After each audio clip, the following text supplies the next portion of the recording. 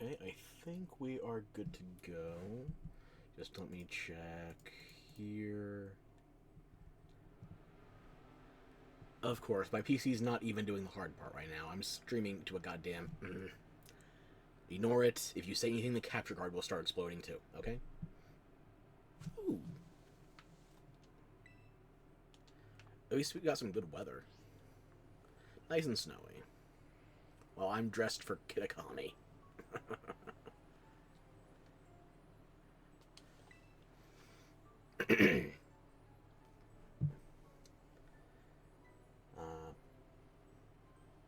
Hopefully I got the game audio balanced enough. If not, let me know. I will try to yap more loudly. Now, let's see. Before we go in there, let's go over the build. The first build we're doing today is actually in Violet. I usually start with Scarlet, but I figure let's change things up a little bit for entertainment. Today I'm actually doing the easier build in Violet instead of my standard Scarlet. So we are going to be opening with a Skeledirge that was... Originally I was building it off of Osiris' build, but I found someone in his comment section that made one that sounded more like my style. Mr. Person Zero. So, the big thing was Osiris' build was for a modest Skeledirge, and then you'd have to worry about times when the Metagross would Zen Headbutt you in order to achieve flinches. However, with Mr. Person Zero's, the Skeledirge is timid instead of modest, and that with the stat investments means that we're not going to have to worry about being outsped at any point in the fight. It's going to be especially easy for us if we can get the hostile raid boss paralyzed, but it's not necessary. The more openings we have from paralysis, the better. It's not even the speed difference off of paralysis. So, the Skeledirge we are going to be running is Unaware, Hidden Ability, Tera Fire, the default Tera type. EV spread is 4 HP, 252 raw defense, 252 special attack.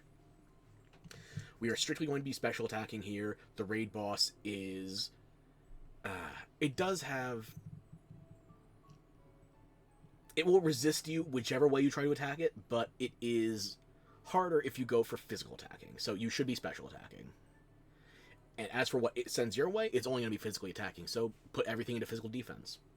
With a little bit in HP. No sense in special defense. Timid nature, as I said before, you would want a 0 attack IV. I could not get a perfect 0 attack IV. So I got as low as I could. Everything else is either maxed out or I max trained it. You only need 2 songs for this, practically speaking. And frankly, the last time I ran it, I only used 1. I was at a point in my last attempt on this, I could just click Torch Song non-stop. No Will-O-Wisp, no Protect, and the 4th slot was filler even at the best of times. Never needed to slack off or Sunny Day. Here is the entire strategy, these 3 lines at the bottom, okay? Are you ready? Spam Torch Song. Will-O-Wisp after boss reset stats. Not necessary, but helpful. Protect when ally stats reset and abilities negated. Again, helpful, not necessary. So, we will go over the other build when we go to Scarlet. Nope, that's the wrong window to close. There we go. We'll go over the other build when we get to Scarlet. However... Hey, Moore, thanks for the raid! Hope your dice rolls are improving. So, this is going to be the idiot-proof build. However, it does have one requirement that might not have been in my notes explicitly. You do need to get the NPC with an Arboliva. Arboliva. The green dreadlock guy. So we're going to soft reset until we get the Arboliva trader. Trader? Trainer. He might be a trader. He might not show up, the bastard. So, we want to get an Arboliva trader. I just said it again. We need to get the Arboliva NPC. There we go. If we get that, we are already 90% of the way through this. Nope. So now we reset. Barely? Oh, any improvement to your dice rolls has to be better. Because you could not have gotten worse short of a full party wipe.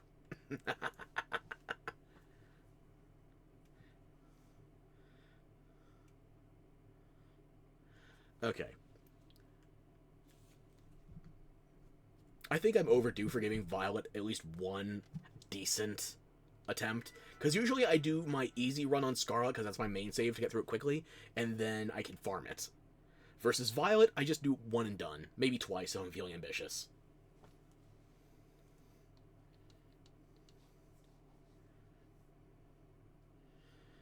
And neither of my two top saves has access to Stellar Tera Shards right now, so that's going to be a big problem for when we get to the Scarlet build. Which at this point earned a Scarlet letter. Like, I figure it's going to take us probably like 4 to 6 soft resets to get the NPC we want for our ally in this fight. I don't have any hard numbers to base that off of, just experience, anecdotal type shit. And I want to get this stream done before the Garchomp raid loses its first weekend. And nothing again.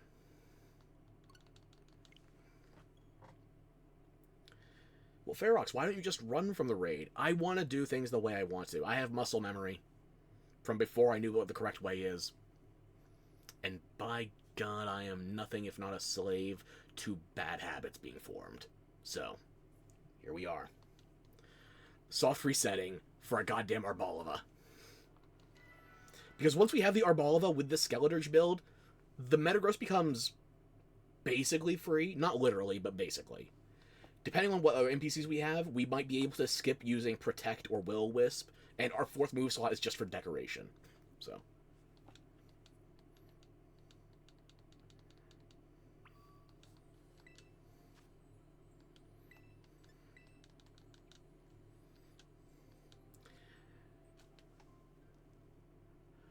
Fingers crossed. Show me some green dreadlocks.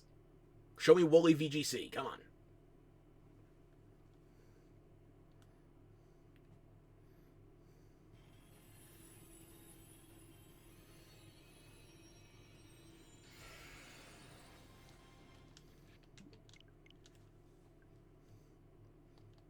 You know when I said 4 to 6 tries based on anecdotal experience? Maybe it was 40 to 60. I want to get this stream done so I can actually try the damn Garchomp raid. I don't know what it's like yet. I haven't looked at the Cerebi page. I haven't looked at any of the builds. I want to raw dog it at least slightly. No guarantees that's going to end remotely successfully, but that's what I want to do. I feel like an Azumarill with huge power, or maybe a... No. My brain went to Quackleval, but then I remembered it's actually, even though it's a bird, it's half fighting, not half flying. So, I was thinking I might be able to dodge the ground there, but what am I going to do, a Gyarados build? I have no idea what's good for the Garchomp yet.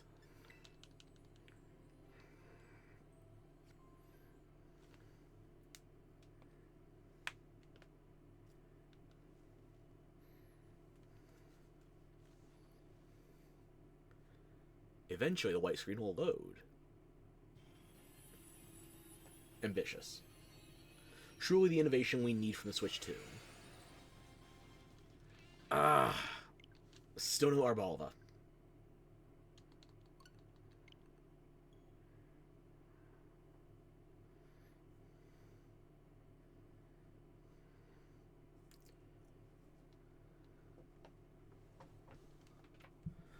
I'm also slightly hamstrung with my layout, because I need to have my controller plugged in, but the layout I have in my recording space is not actually plugged into the Switch.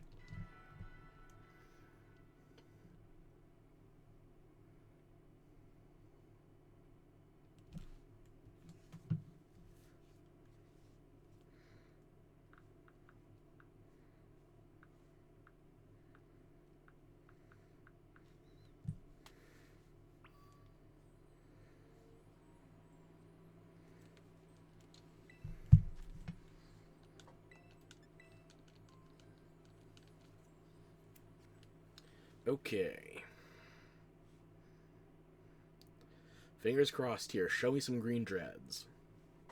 Ordinarily, I don't like having the Arboliva trainer here, because if I want a healing NPC, I would rather have the Guard of War for life 2. But the Arboliva is... It's not a bad Pokemon, unless you're worried about going down to the edge of the timer, because of all the extra notifications from the grassy terrain healing you. and being reset. But it's not bad inherently. It's just not as desirable as Gardevoir for my tastes. It's necessary for this build, however, so we're going to reset until we get it. And unfortunately, we are going to be cutting the timer very short on the Scarlet build. Because, I'll be honest with you, as long as we're wasting time here resetting for Violet, the Scarlet build is based off of another YouTuber that I just found. And he did it a different way than I did. But he said that there were two possible Tera types he was recommending. One ground, one stellar. Like I said, on my Scarlet save, I don't have access to a lot of stellar shards yet. So I did ground as my Tera type. And it sucks.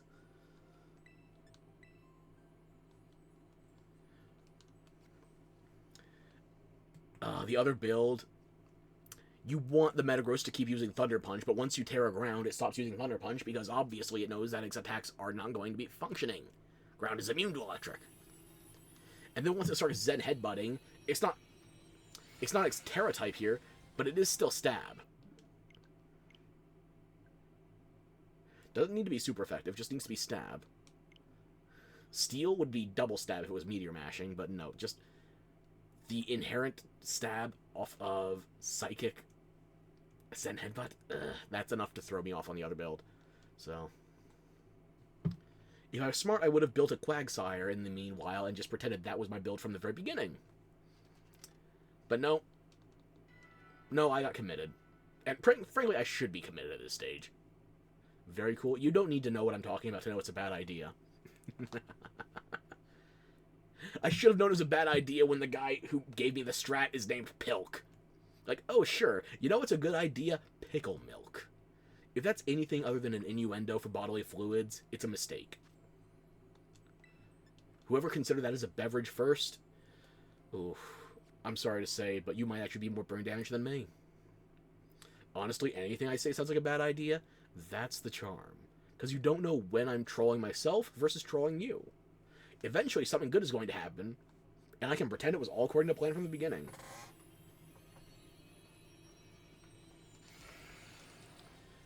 Still no Arboliva NPC.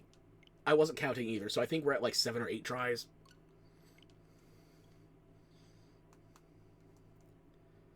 Embrace the stupidity.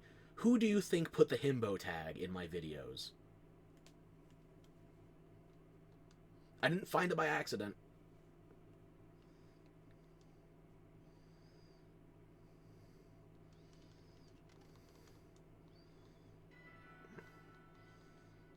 You have so little faith in me, you don't think I assigned my own tags. I put in here, let's see, I have Scuff, Himbo, Sweaty as fuck. I'm missing Ugly Bastard, though. I probably took that out at some point. Speaking of Himbos, Halson is not my taste in Himbos. He is a literal bear, as well as a figurative one. And I'm not a Switch, so I gotta be the top. Sometimes it can be that simple.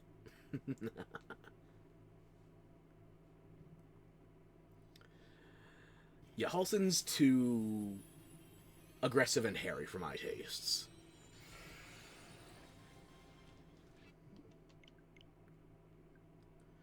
Asterion, on the other hand, he sucks in a way I like. So I could roll with that.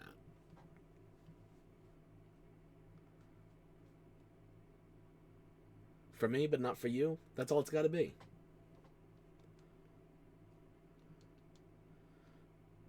And keep in mind, if I was going to romance nobody, then I would probably put Asterion on a cross.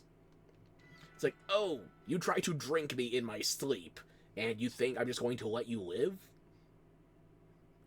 I can't have you in my party if you see me as food.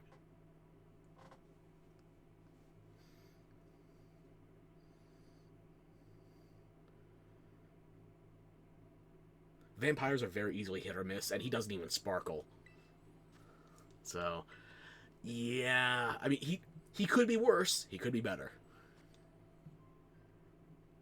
Give me Netflix Alucard from Season 2. No further. Maybe like the early part of Season 3. Maybe. But if I'm going for husbandos from the Netflix Castlevania, I think Hector's probably higher up. The exact opposite for me. He's too much of a bottom for you. Well, more from me. Or I guess Loki, but I don't see him in here. So I don't have to share.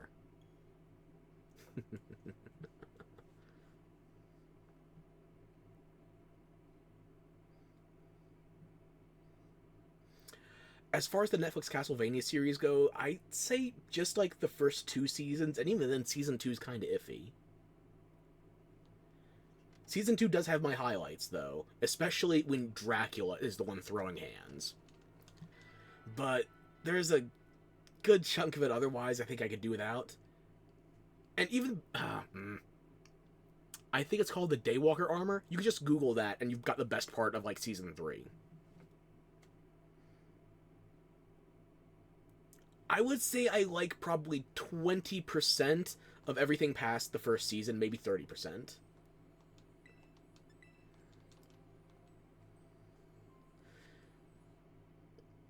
You're telling on me? Fine, bring Loki in here. More viewers from me. Interesting.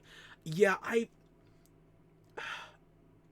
hate to say the Castlevania series on Netflix is a net negative, but keep in mind, I'm also factoring in Nocturne. I don't like Nocturne. I don't think I need it. What are my roles today? I can't get the Arbalva NPC. He left. He was in here a couple minutes ago. Good, more Asterion from me. But yeah, if we're looking at, I think Nocturne got 2 or 3 seasons, and the original Netflix Castlevania got 3 seasons, maybe 4. Look, just the first season is the best of the entire... The first season of the first Castlevania on Netflix is the best. If that's not a good mark for you, it goes down. You love the Switch home stream. I love the Switch home stream too. Your favorite category. Alright, you're on it.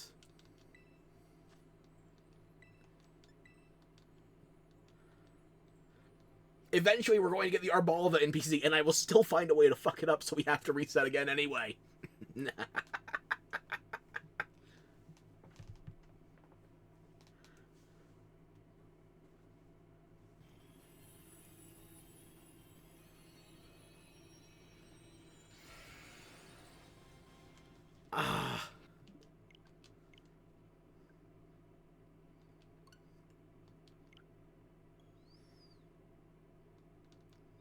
At this point, the entirety of my gameplay could just be a macro. Home screen, mash A. If not Arboliva, hit home screen again, rinse, repeat.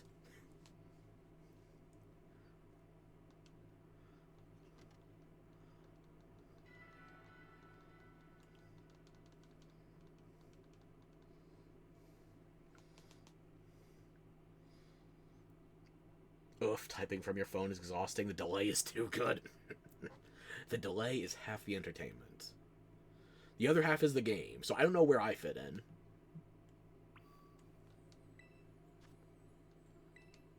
No, not as a group. It's in offline mode anyway.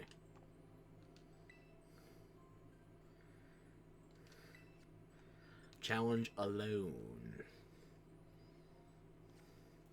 Your husband, Santiago, is still not bringing me commission tickets. I specifically changed his drop table in order to focus on crafting ingredients, and he still isn't bringing me what I need. I actually got the Moonflower Blossom. I went through an entire moon cycle before he showed back up with anything useful. And he still hasn't shown up with anything useful.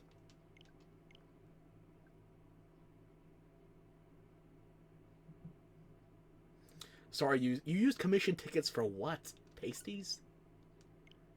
In that case, you need more to cover up additional grieving areas. Grievances. Egregiouses. I'm telling you to stuff them in your mouth. That's a secret? Secret's out.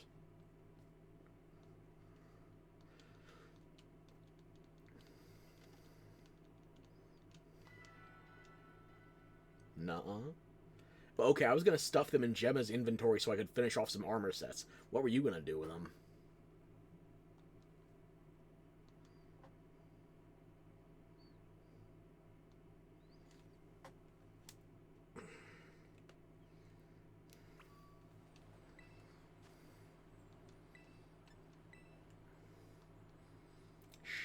Nothing too crazy. Exactly, nothing crazy at all. That's why I was going to put them into dress up and then throw myself into the mouth of an angry, hungry monster. A hangry monster, even.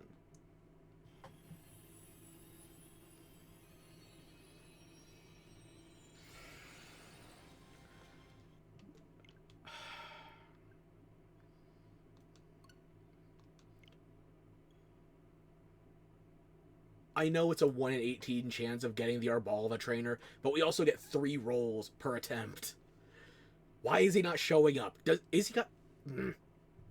He must have stage fright. In that case, we're going to drag him out for a public execution.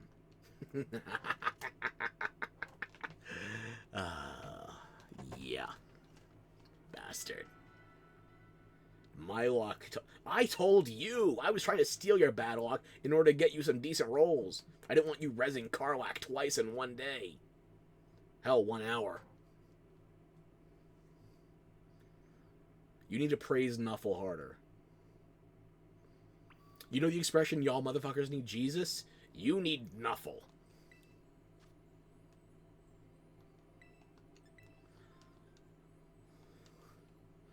Such a gentleman. I didn't say I was going to keep the bad luck. I said I was taking it for that instance. When you least expected it, I was going to give it back.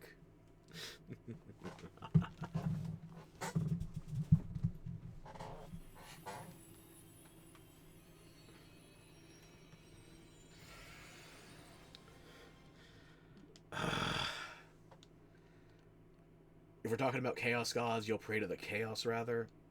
Hey! Okay, you're catching up.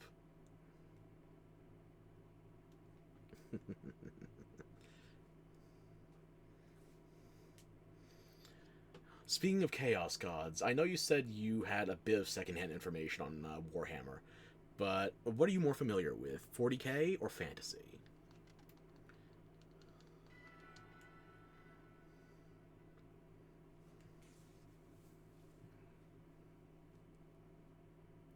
Because personally, my preference is 40k, but fantasy does give us something to work with, namely Blood Bowl. Because if I'm in a sports ball mood, I could see myself doing... Now I'm asking you stuff, correct. 40k, I think it was? Okay. 40k is my preference as well. For what the Warhammer setting offers, I prefer sci-fi, but Warhammer Fantasy does have some fun. Vermintide's probably among the high points, but for me, the high point has to be Blood Bowl. You only know that you visit the store sometimes. That's fair. Like, I have not played 40k tabletop-wise in at least 15 years. Nobody in my remaining friend group plays an IRL, so why am I going to get the minis? I'm going to play a computer version of it with them. Old ass? Correct.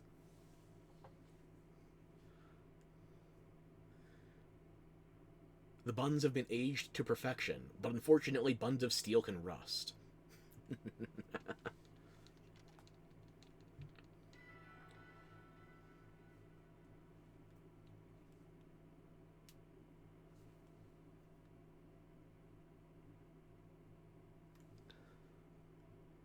One Arbalva trainer. One. Give me one. This is why I wish you could pick the NPCs for offline raiding anyway, because it's not like they're cracked or anything. The Arbalva just gets you by. You still have to do your own self-healing with Shellbell. You actually just found out your friend is the same age as me, so you swear to God we're all the same. And you chose us. What does that say about you?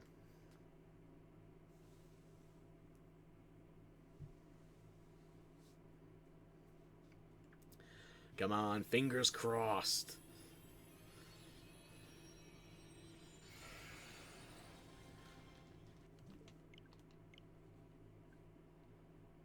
It says you like Monster Hunter. You know what?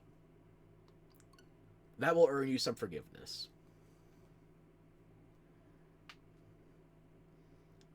I was thinking of putting down Monster Hunter for a bit with the Switch 2 on the horizon so I could convert to Mario Kart for a bit.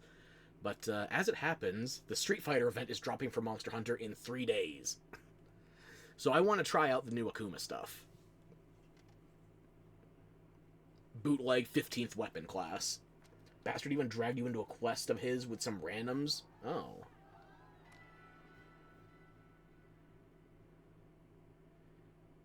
Oh, you got dragged into a Kieran. Okay. Did you get Unicorn PTSD like me? Because once you do your first Tempered Kieran to uncap your HR from, I think it's HR 49 into HR 50, the uncap? That one stuck with me for some reason, in World specifically. It's not like that's the first time you fight Kieran either. That was just an aggressively annoying version of the fight. It was like, oh yeah, I better bring a Thunderproof Mantle and build for Thunder Resist and build for Elemental Resist overall. And you know what? I might as well just eat my ass right now before the horn gets stuck up there.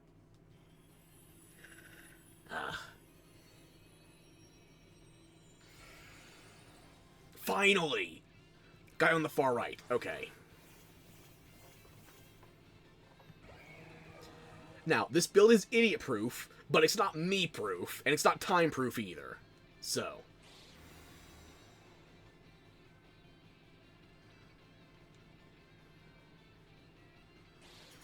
Free attack boost and accuracy buff.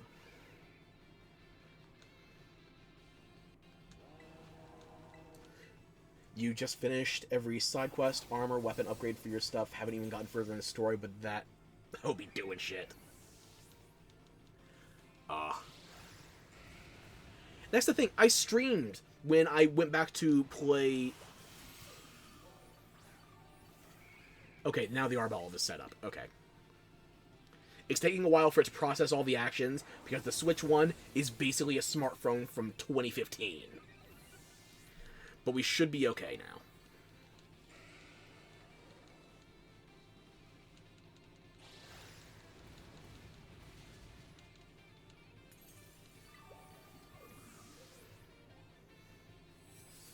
Your physical defense buff means nothing. I'm using special attacks. Even though the rest of my allies are using physical attacks, they don't matter.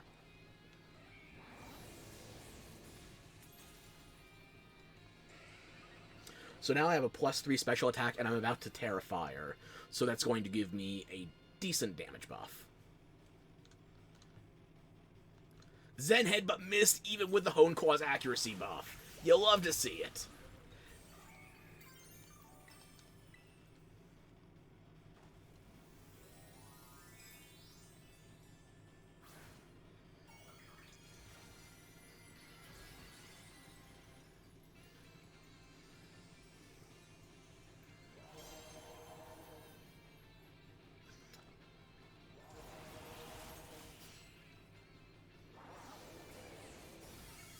Now special attack +4. That should heal us up to about 250? 260, even better. And we still get the Arbalva heal at the end of it. 2 Zen Headbutt misses in a row! Am I not paying attention? Are you getting mud slapped by one of the allies? Because you should not be missing this much, honestly. But I'm not going to complain.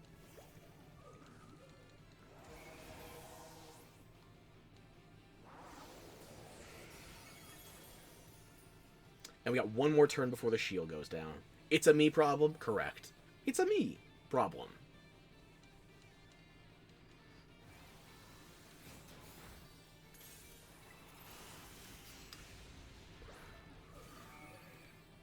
Okay, are you still...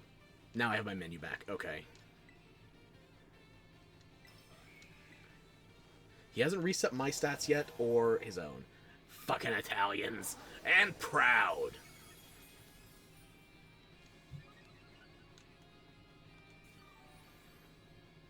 Reset my stats, and then your own.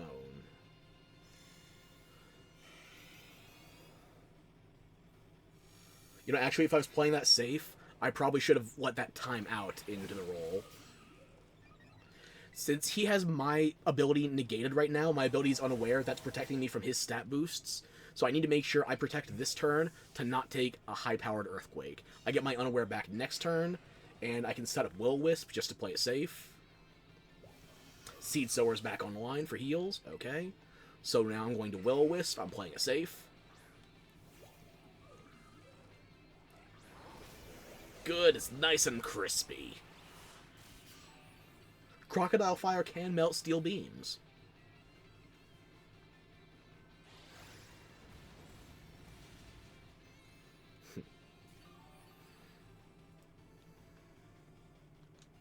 And now we can reset our Torch Song buffs.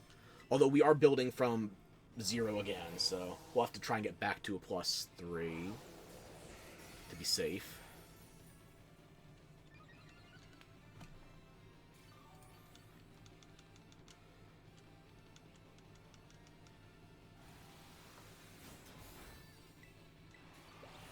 Okay, I just refreshed the Twitch overlay. Hopefully we didn't drop anything for too long.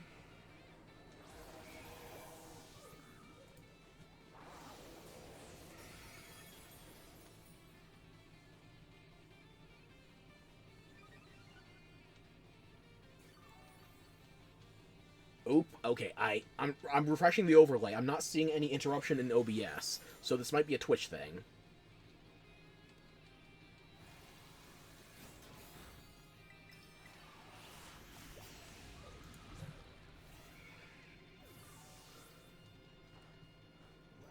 Twitch, you dumpster fire, do not cost me the middle of this raid right now. We are actually going well.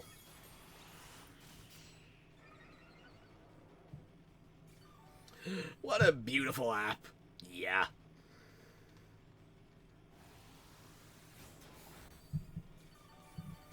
So yeah, my special attack should be boosted high enough now that I don't have to worry about the burn fading off of Metagross, because I'll be healing a sufficient amount to offset it?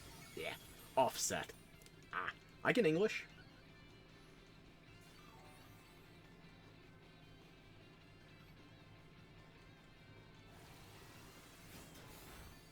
That's the best you got?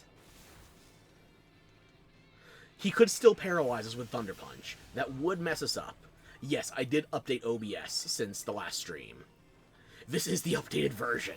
It still hates me. And boom goes the raid boss.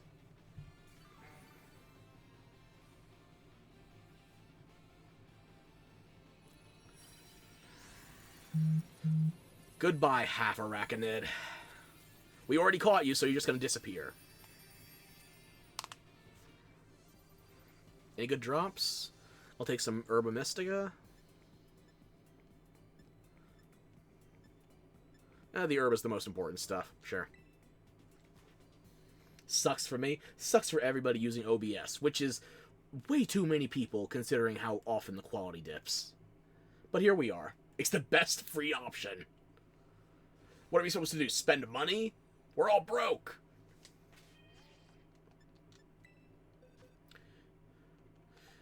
So yeah, our prize for doing that raid, as you can see here, air quotes, a perfect Metagross. Nuh-uh, your OBS is fine. We just went over you tempting fate with all the bad luck talk, and now you're tempting OBS too? Okay, call me a glutton for punishment. We'll see what happens to you.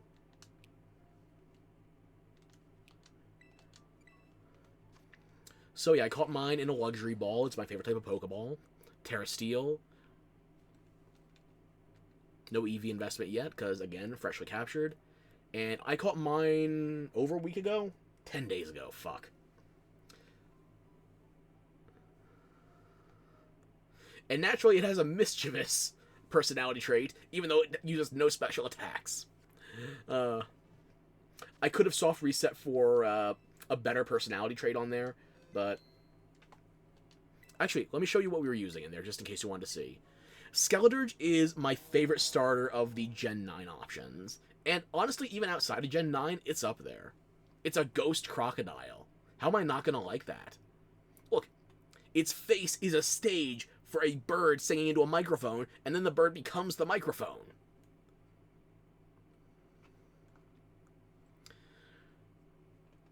There's our EV investment, our stats, our, I was about to say song choice, our moves. And yeah, I just threw this thing together on, not Mario Day. Mario Day is March 10th. May 10th, whatever.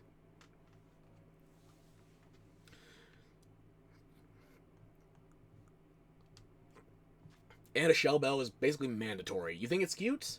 Me too.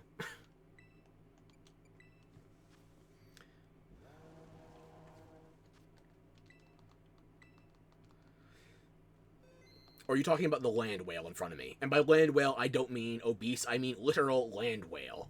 It's an ice type. Which is fitting because of the snow going on now. Time is a concept made by clock companies to sell more clocks? Both. Okay. Time is very decorative, though. If only more people were still wearing watches. And by watches, I mean like analog time-telling devices, not gimped-out smartphones that you just strap to your wrist. Okay. Well, that's the easy one done. Because, like every time I've done this, I have 2 builds ready for the raid. Also, I currently have my Switch's time and date set to May 15th, because I didn't want to have to go looking for the raid boss again. Oh, you wear watches? Me too. I think I have 1 smartwatch, but as far as like traditional analog clock watches, I have 7? Let me think. I have a dress watch, I have an everyday watch, I have 2 Bayonetta watches that I keep as collectibles more so than wearing. I have a backup watch. And I think I have a watch I was gifted, but never used. A relic watch. Or, no, wait.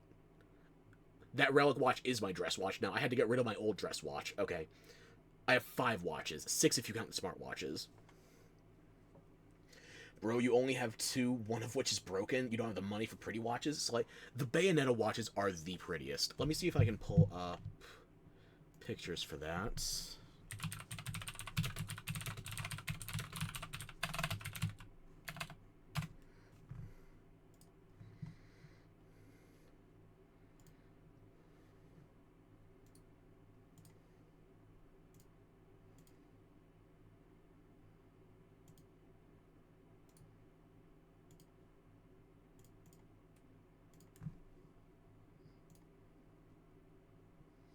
Okay, add image in OBS.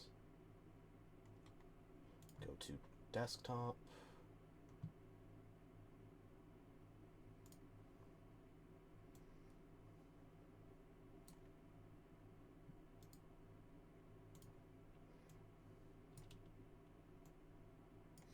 So yeah, here is the first Super Groupies Bayonetta watch.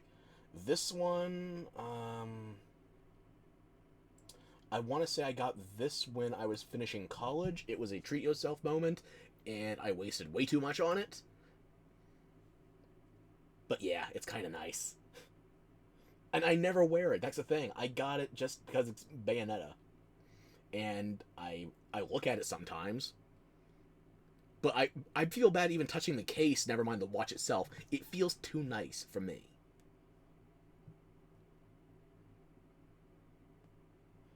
Meanwhile, let me see if I can bring up the alternative.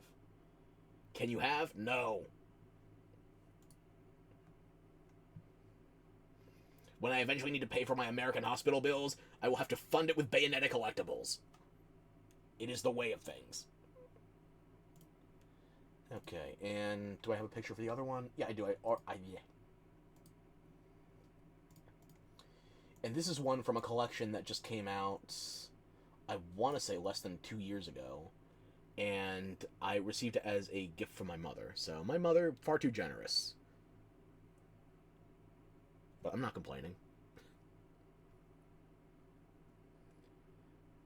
And it's another case of it feels too nice to risk with me wearing it. So, these are nice-ass watches. My mom's the best.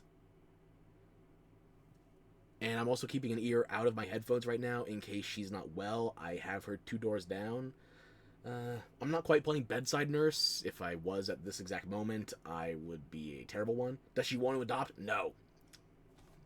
She already has me, my sister, and now she's starting to get grandkids. Not from me, though.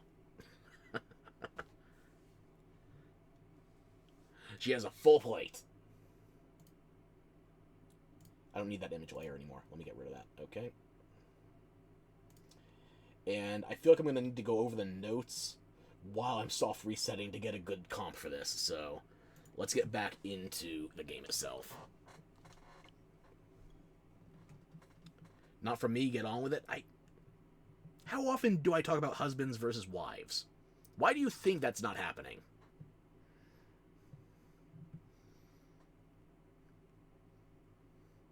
Two pegs, no holes.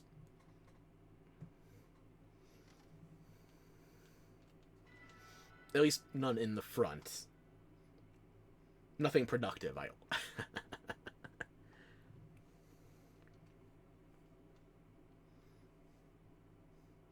Get back in the game, you mean get in and then immediately go out? It depends on how badly we need to reset. This Hydreigon. This is Professor Pilk's build. And you know what? No, that's not the... There we go.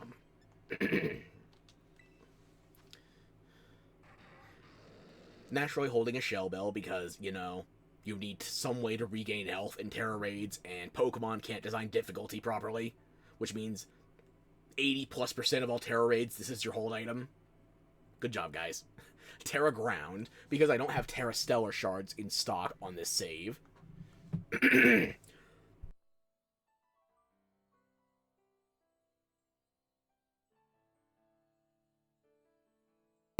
Excuse me.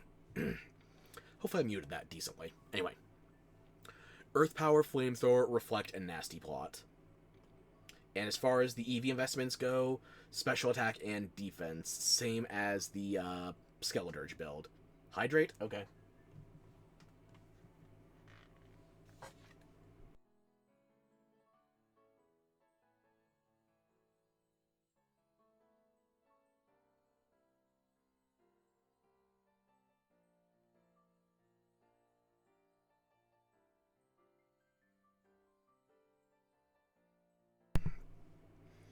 Okay. So here's the big problem with this build, as far as Professor Pilk's description of it goes. We'll go into the specific strategies when I bring up the notes, but just on the surface, Pilk designed this as a Tera Stellar build. Tera Stellar gives you bonus damage on each of your damaging attacks once per fight.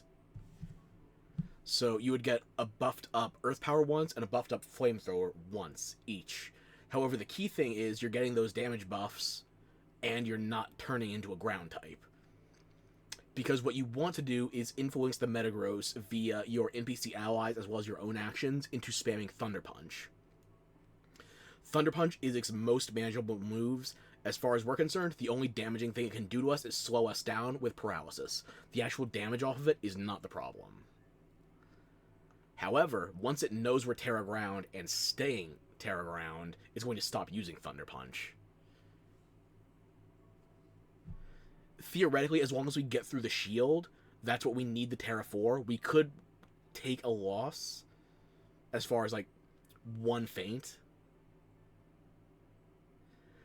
But it is going to eat a chunk of our timer. It will reset our type effectiveness, so we will go back to being Dark Dragon, and it will go back to using Thunder Punch theoretically once we reinitialize its attack patterns. But trying to balance being a super effective Tera Ground type with going back to Thunder Punches, that's the balancing act for this one. I gotta tell you, I only made it work in multiplayer offline before this stream. I have not gotten this to work single player yet, so I'm giving myself about an hour. And if I can't get it in that time, I need to... That reminds me, I didn't actually activate the new raids yet on Violet, so one of these soft resets, I'm going to go back to Violet so I can actually sync up with the current events before the Garchomp for the weekend goes away at 8 p.m. EST. So remind me to go back to Violet once.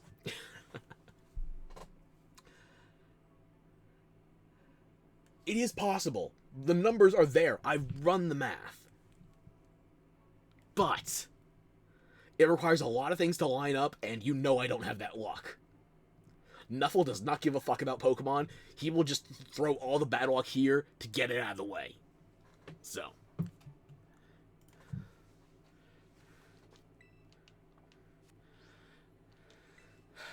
Let's see. The big things we're looking for here are the Intimidator allies.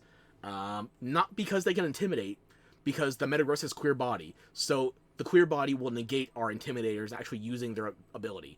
The big thing here, though, is that we want the Arcanine and the Staraptor. The Staraptor is especially the one we want because its flying weakness and its positioning will increase the odds of it spamming Thunder Punch. The Arcanine is beneficial because it has Flamethrower and can theoretically burn the Metagross through its shield, which gives us more time to set up early on in the fight. None of the other burn options that I'm aware of can burn through shield. They will try to use Will-O-Wisp, like, say, the Drifblim, but you can't use a status move like that until after the shield is broken. Or before, but the shield goes up instantly in this fight, so... Hang on. There we go. I want to snap my finger without it sounding like I broke a bone. Mission semi-accomplished.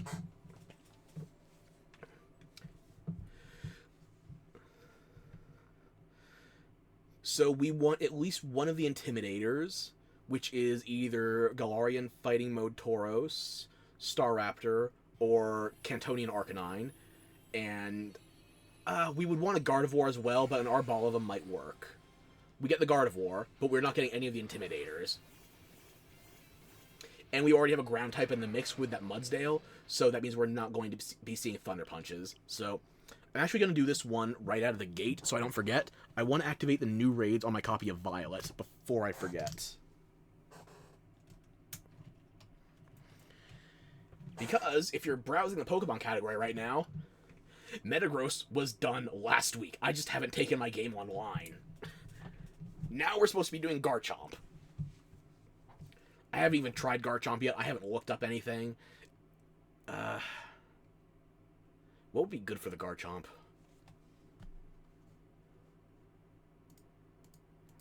Let's see. Is it on Cerebi? Yeah, it's on Cerebi, of course.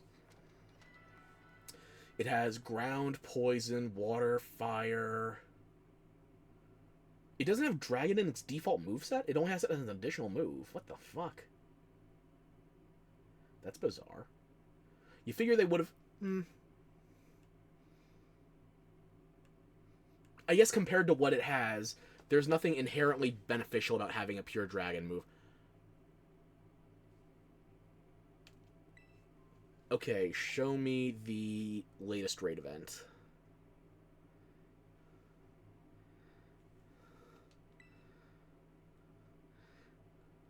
There we go. This is what's currently active, which means I'm going to be late to the party again. But I get a week to do it, and next time I stream, which is probably going to be... Next time I stream Pokemon is probably going to be on, like, Friday or Saturday. So I can be ready for it while the raid is actually active.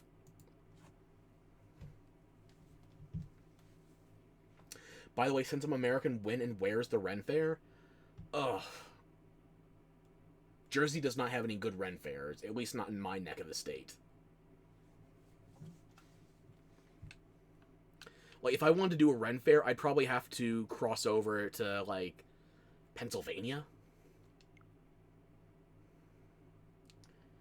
As long as I'm not streaming on Thursday, you'll be there? Okay.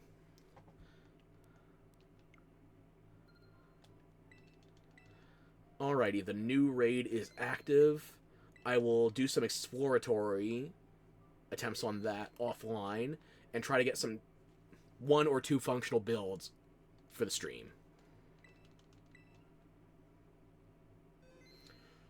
Oh man. Yeah, I'm sure if I dug hard enough, there have been improvements to other Ren Fairs somewhere in the state, but there's nowhere that I'm voluntarily going for a Ren Fair in Jersey.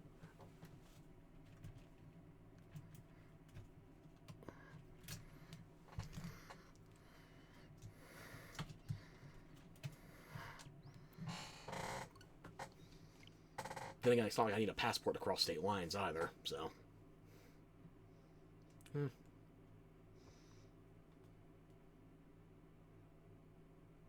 I don't think I've ever been to a Renaissance fair, now that I think about it.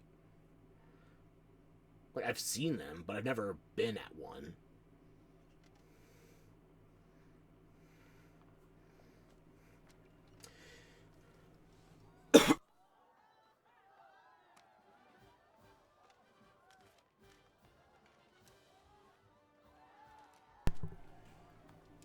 Excuse me, sorry, I feel like I might have missed a little bit of that, but I tried muting the worst. Thank you. At least I have some. We only get medieval Margit during Christmas time. Oh, Margit, not Margit. Elden Ring. Okay.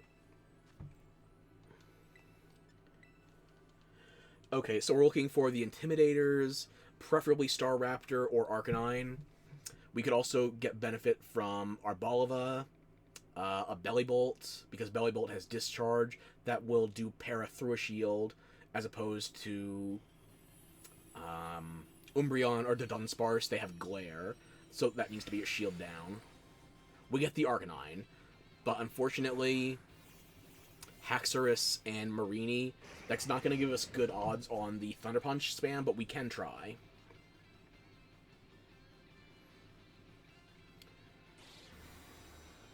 So we're not going to be able to take that Clear Body ability offline, and also we're not going to be able to ignore its stat buffs.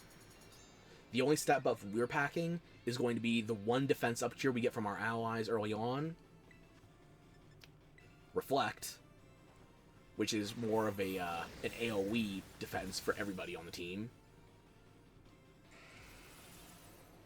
And then finally Nasty Plot for our special attack buffs. That is the problem right there. You saw how much that Meteor Mash did, and that's after we reflected, but before the defense cheer kicked in. So, I'm going to Flamethrower first. There is a recommendation in the strat that you do Nasty Plot second, as opposed to Flamethrower, but the chance of a burn is vastly outweighing the initial damage. And that's how you know this is not going to work as a run. We lost over 90% of our health in 2 attacks, and we don't have any active regen. We have Shell Bell, and that requires us to set up our attacks.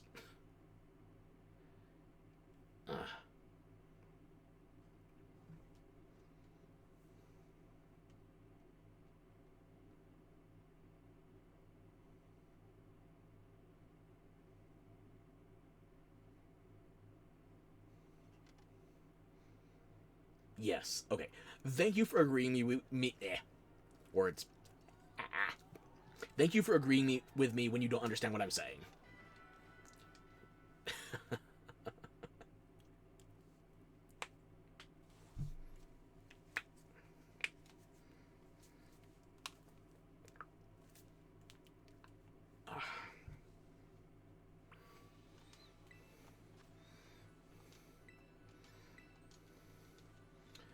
So I want to see Staraptor, Arcanine is the secondary.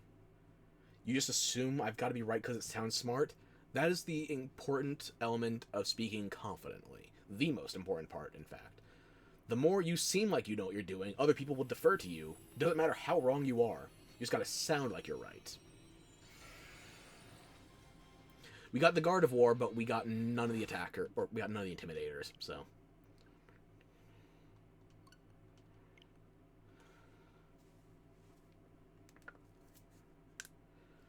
I have a lot of experience, but that does not translate into my knowledge being directly applicable.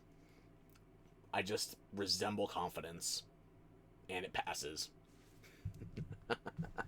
You with Greek mythology? There you go.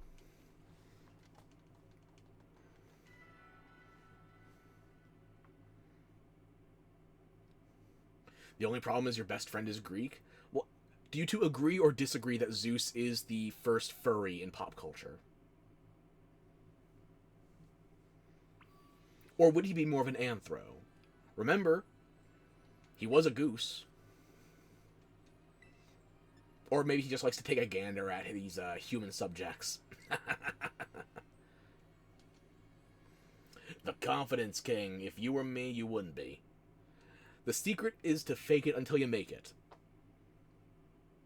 Because, spoiler, everybody's faking it. Everybody, at all times.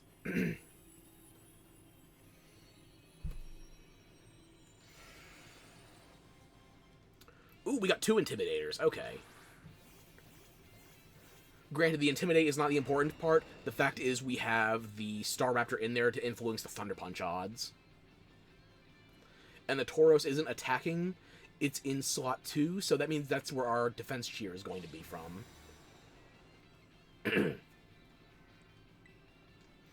I'm on a different level, though. I'm convincing.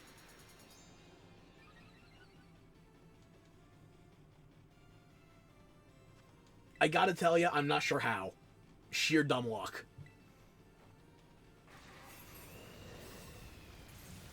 So the Garganackle might actually be bringing down the odds of it busting out Thunder Punch, but the Staraptor is giving us some improvements. We have to get through the first wave Meteor Mash, though. We don't have a Water type on here or anything else vulnerable to Electric. So, as with last time, I'm going for a turn 2 Thunderbolt, or turn 2 Flamethrower. Yeah. And hopefully we see a Thunder Punch. There we go. Okay. Now, I need to set up 2 Nasty Plots. And not get critted.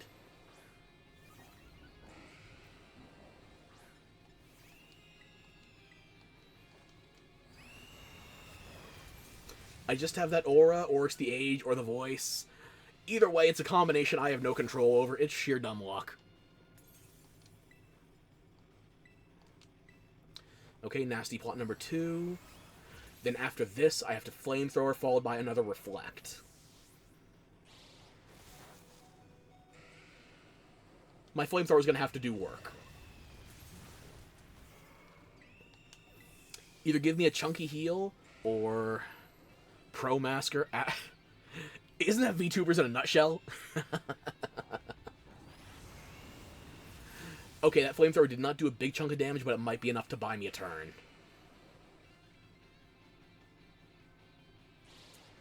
It is not going to buy me a turn.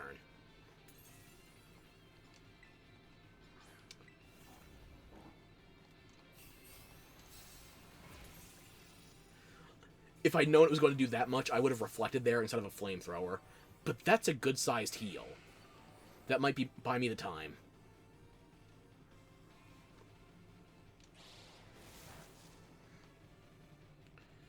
So now I need to reset the Reflect.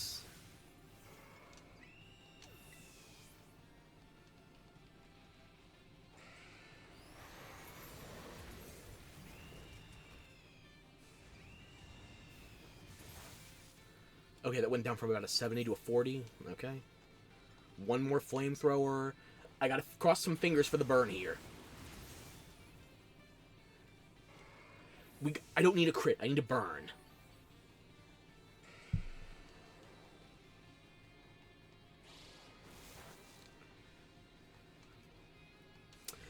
Oh, I gotta throw away the chance at burning now because I'm swapping to Earth Power.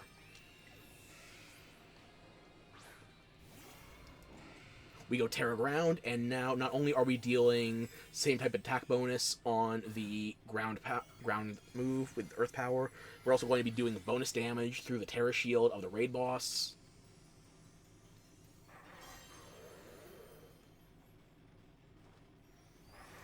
And it didn't know we were going to Tera this turn, so it will still Thunder Punch into us, giving us 1 free turn of healing.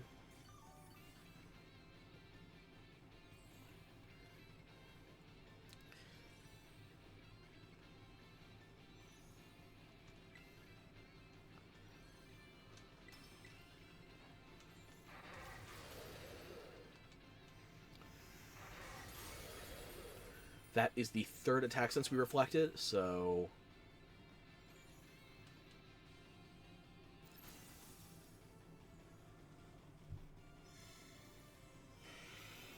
We're going to burn turn 4 on a Flamethrower. Actually, no, I'm going to Nasty Plot right away. It's going to whiff 1 turn because we broke its stance with the shield going down. And next turn we are going to Reflect. Let me just check to make sure that's right. We have 1 turn left on Reflect? Fuck. Okay. In that case, I'm going to try to Flamethrower for a burn.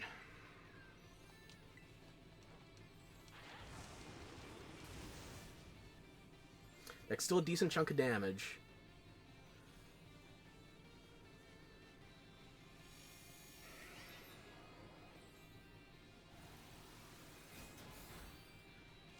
Really? Magic crit. We might have just lost. Slaying. Ugh, yeah, back on the big delay PC. I don't think we have enough time to win now.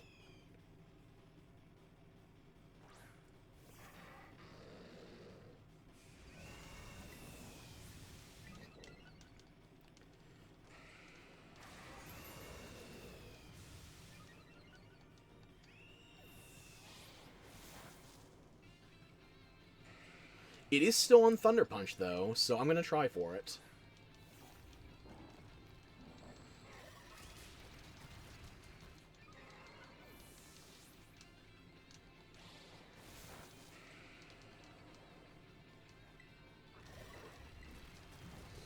I think the most we have time to set up for is 2 ranks of Nasty Plot, and then we have to start attacking again.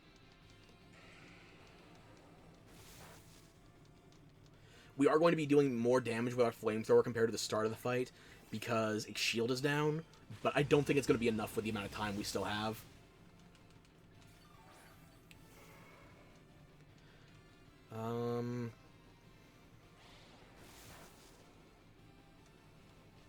How many turns do we have left on Reflect? 2 turns, okay. I'm going to Flamethrower, attack Cheer, and then Reflect again. It's a 10-second delay, that might be enough. Okay.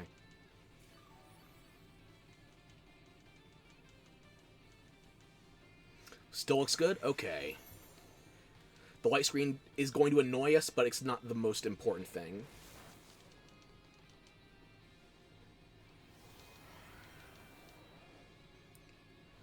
You know, I'm going to just skip the Reflect and go straight for an attack Cheer. We don't have time.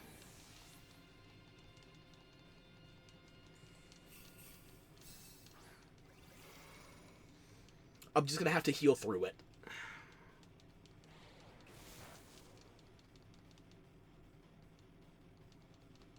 Zen Headbutt misses, finally.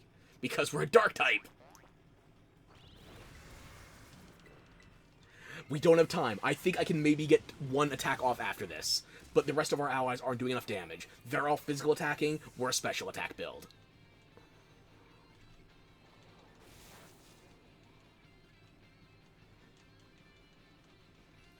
We have Pixel Time left.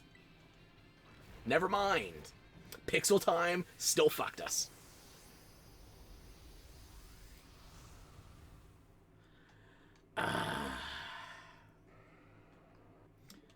All that to 1 crit. Pokemon with raid bosses. 2 generations in a row and they still... Maybe it'll get better in Legends EA. And maybe I'll stop coping. Not very girl boss. Not even slightly, no.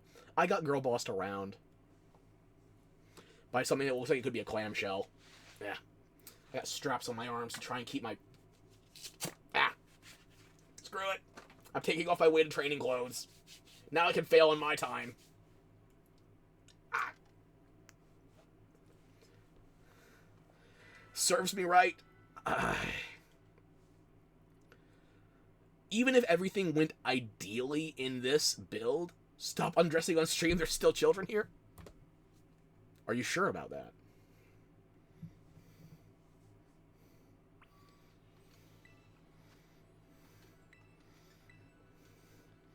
I will put my clothes back on once we get a functioning, at least remotely tolerable set of allies. I'm crossing some fingers. Ah! I didn't mean to crack them. Fuck.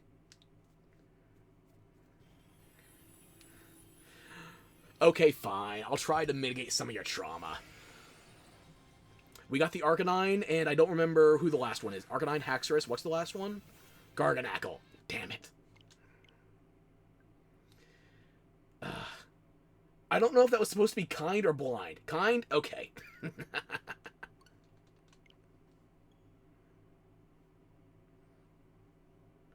You're welcome.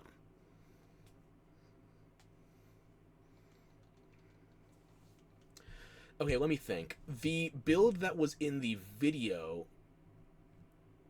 The team, I should say, for this build that was on video was uh, a Galarian Tauros, an Arcanine, and I think, what was the last one? A Clodsire?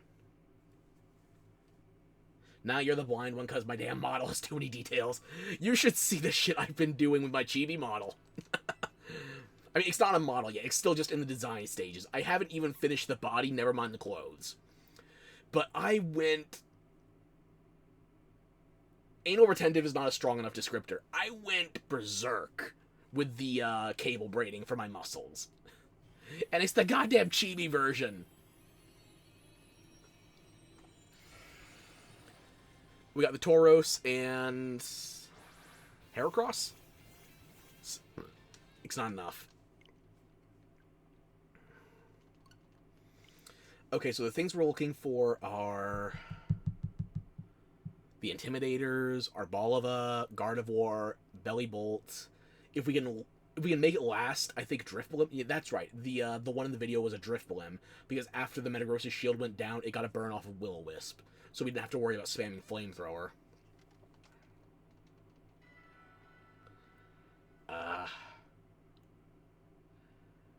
He didn't even get the best Intimidator for the strat, but he made it work. But that's the difference between doing Tera Stellar and Tera Ground. Fun fact, my model was so complicated to draw, but you wanted to go with the nude at first, but for some reason that was even worse. That's the thing. My nude model has more detail than my clothed model because of what I did with the muscle fibers. It's not just you. Over half of the detail in my model is covered up because I wear clothes. And keep in mind, I don't use my full model on stream most of the time. Usually you only see me from the waist up. So, probably, I'm going to ballpark it, 60 to 70% of my details you don't see on stream. Cool concept, hard to draw? You're telling me. Like, granted, when I was first making my model, I was designing as I was making the assets. It was just a lot of feeling through to get what I wanted. And even then, there's still shit I would change now. But I spent over a month on this design. And yeah, I think the design generally worked out. But actually implementing it took... Actually, no, it took a month and a half. And that was before I got the rigor involved, so...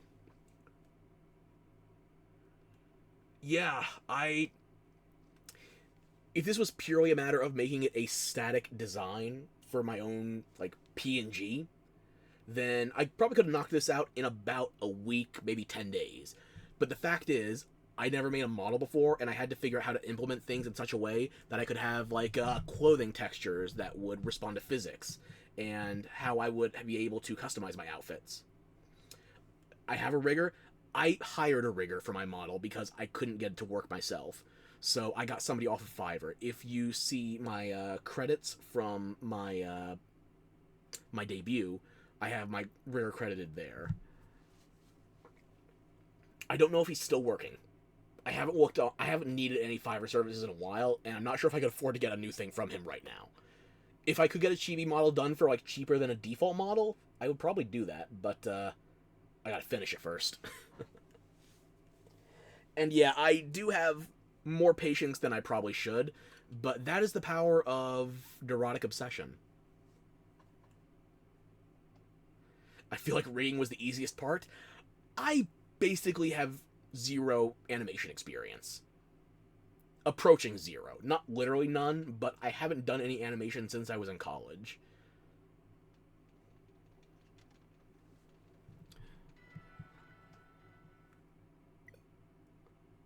Really?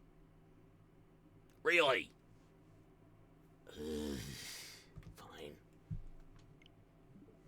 Rigging is even easier than animation? Ha ha. Okay.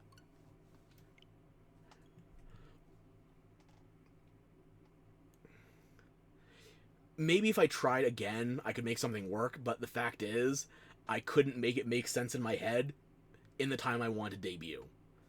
Because I was... when did I start using the Asuka model? I think I started using the Asuka model shortly after Diablo 4 came out. That was June 2023?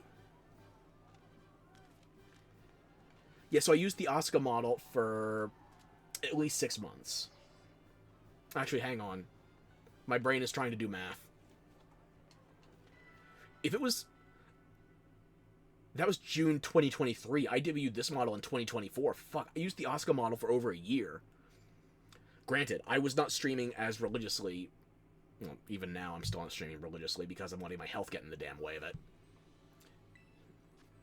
I wasn't streaming as often then as I am with my model, but when I was using the Asuka model, I used that for over a year. And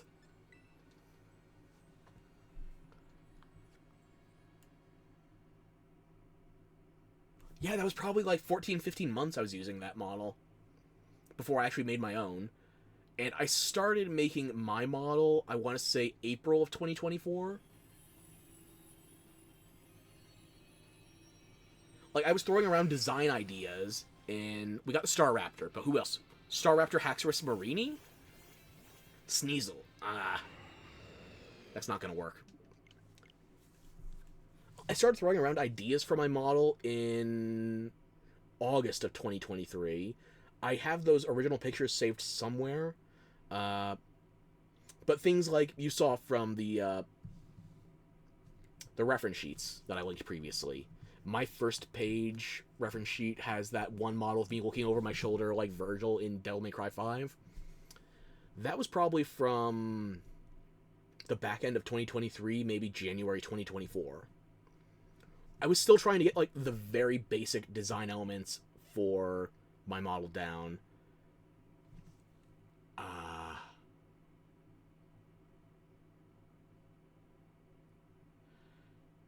I'm trying to remember the timeline. This is not going well. I started doing like bits and pieces of my mood board and my what do you call it, pre-production in the summer of 2023. I didn't get to actually start making it until 2024 because IRL shit. But then when it came to actually making the model, I want to say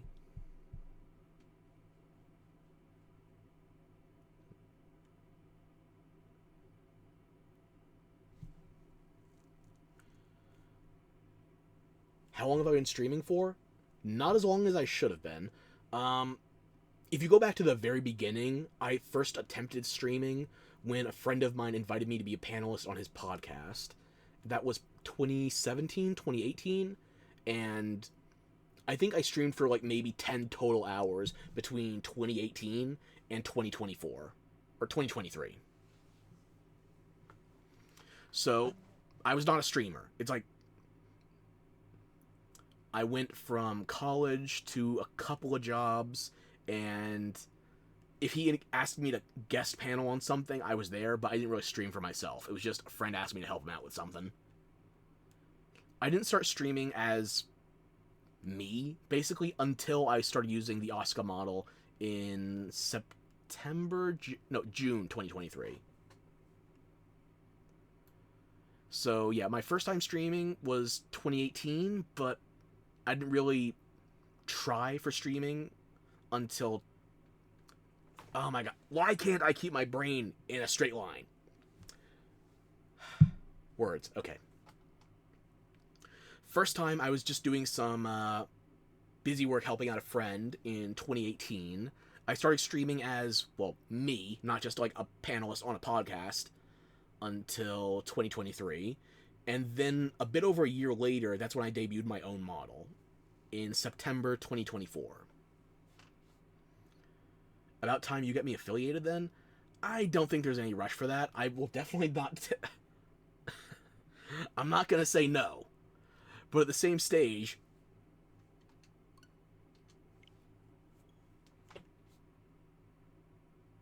Brain? Brain is just gone. Brain is offline for today. Fuck. I think I filled out 3 of the 4 criteria for affiliate status, but I'm missing one of them. Can I pull that up?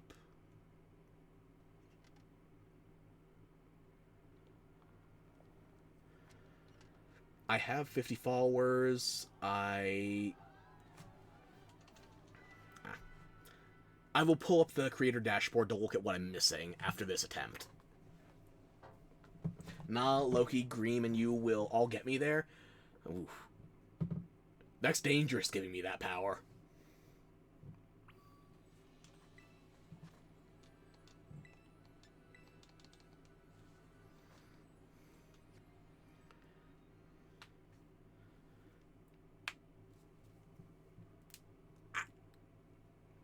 Maybe I should have kept my arm braces on.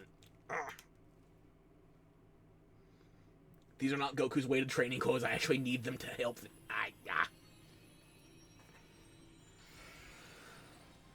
We got Arbalva and Arcanine. Fuck, I'm gonna try this one.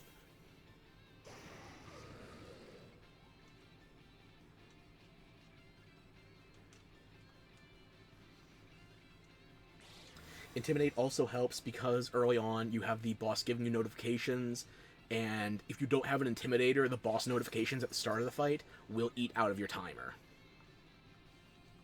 Which seems like a stupid design choice, but it's also Pokemon doing raid bosses. I don't expect them to function half the damn time.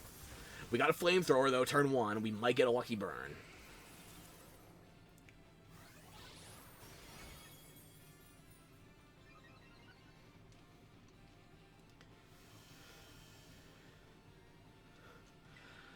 Between a Grass and a Dragon type on our side, though, I don't think it's good odds that he's going to Thunder Punch. I don't need a crit, I need a burn. We're not going to get the Thunder Punch. Maybe.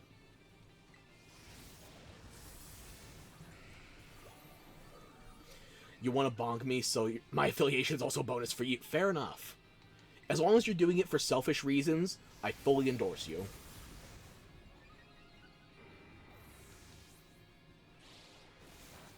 I'm surprised the Thunder Punch with the 2 resistant types, and it's a burn. Thank you. Okay.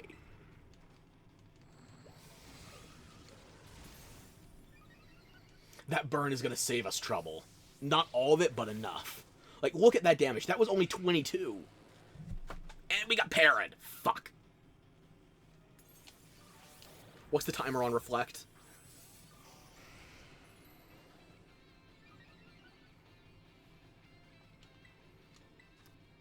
Reflect his next turn. Okay. Need a heal cheer, then.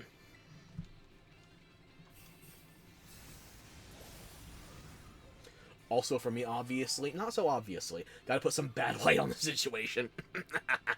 Now you're talking my language. Just don't chain para me, man.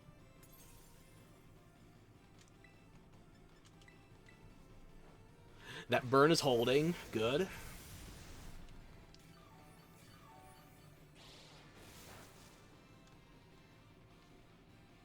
Seed Sower's back online. More healing.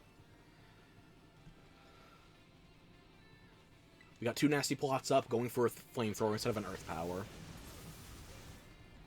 The Arbalva is going to Earth Power as well, but it's not getting any special attack boosts, so it's not going to do as much.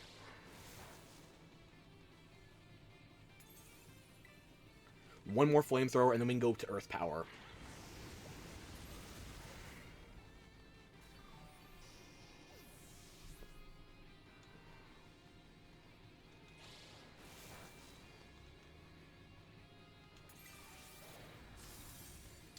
Okay, Tera online. Which, unfortunately, the real Tera, the MMO, is offline. It's offline for PC, but it's still on PlayStation 4 for some goddamn reason. I can't explain that one. Thankfully, the Tera cutscene worked this time. I don't know why it broke before, but whatever. You have the perfect emote to describe me. Should I be afraid? Nice try. What's my time on Reflect? Okay. So I Reflect next turn. But now, this one goes out to you, Metagross. I see that 6-inch stiletto. That better be Jean from Bayonetta. Because I know it's not Bayo herself, it's red.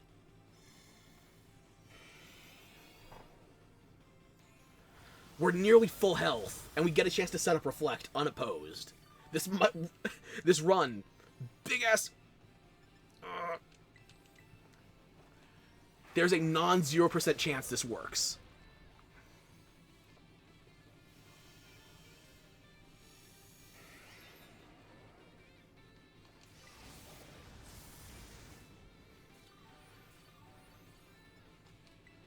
Okay, I have to go Nasty Plot, but the Arcanine and I both have a chance to Flamethrower for additional burns. Ow. Fuck. Wait, did it reset my stats and... No, the Reflect is still up. That just fucking hurt.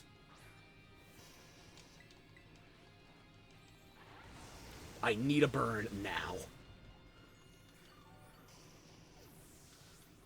I'm not gonna get the burn.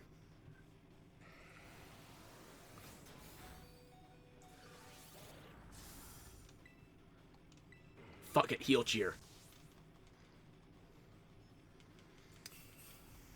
I need the Arcanine back, and I need it using Flamethrower. With Gross, you mean the Pokemon? Okay. Come on, Arcanine, put a burn on that guy.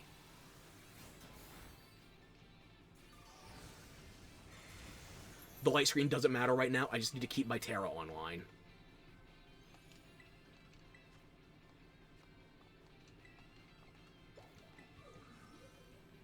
Actually...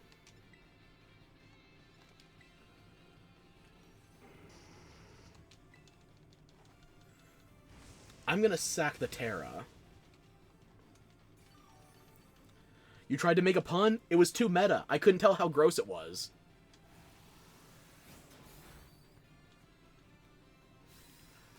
This might put my timer too low. I don't think I can come back from this. I'm gonna try, though. I have to... I don't have time. There's no time for me to set up the Nasty Plots, the Attack Cheer, and the Reflect. It has to go straight back to Thunder Punch. It is burned, though. Sorry you're not a dad, puns aren't your thing. I will teach you.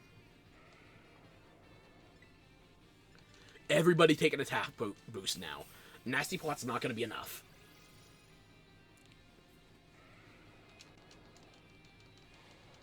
It is back to Thunder Punch. Okay. It's not going to be enough.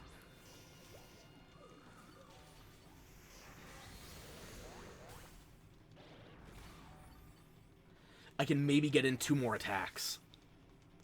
It's not going to be enough.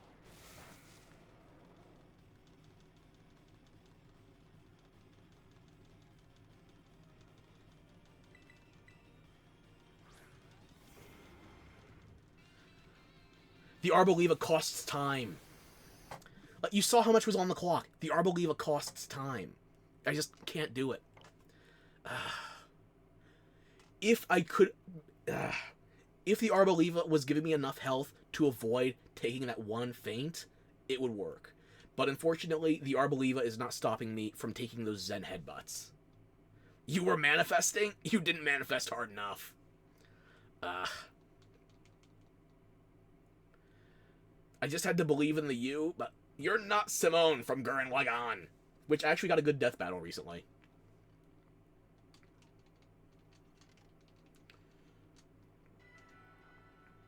It was nice to watch Superman's likeness get stomped for once. Miki. Well, if you manifest me, what would my ideal team here be? If you can manifest me a Staraptor, an Arcanine, and a Gardevoir, then I'll give you full credit for if this raid works. But that's the 3 thing I want. Actually, you know, maybe not even the Staraptor. How about a Driftblim? Because Driftblim, Arcanine, that's 2 chances for a burn without me having to dedicate time to a Flamethrower instead of Earth Power. Nope, no more manifesting? Okay. Then I get credit.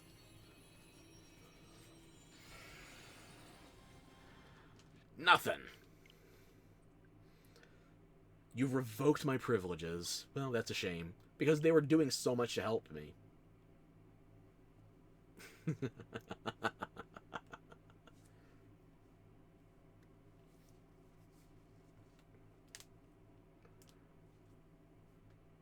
fuck me yourself, coward.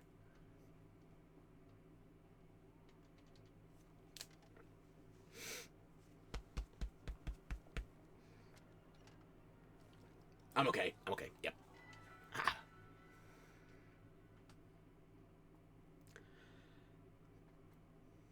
Be there in 10, what, weeks? You planning on paddleboarding?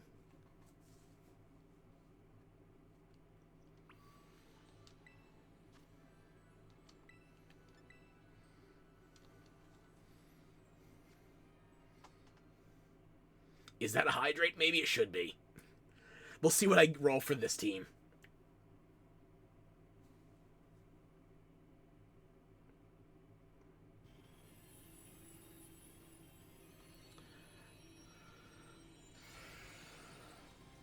We got the Star Raptor. We got the Star Raptor and the Belly Bolt. Okay. This is not a bad set. Not ideal, but not bad. The Belly Bolt might hurt the odds of Thunder Punching because it's also an electric type. But we'll see.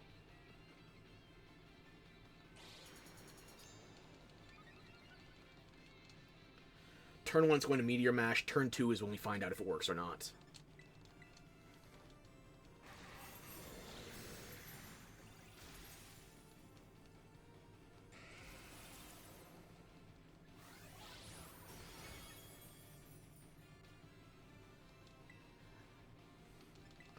Unfortunately, that means we don't have a burn chance aside from our own Pokemon using Flamethrower. So, not ideal. Doesn't work. Okay. Hydrate it is.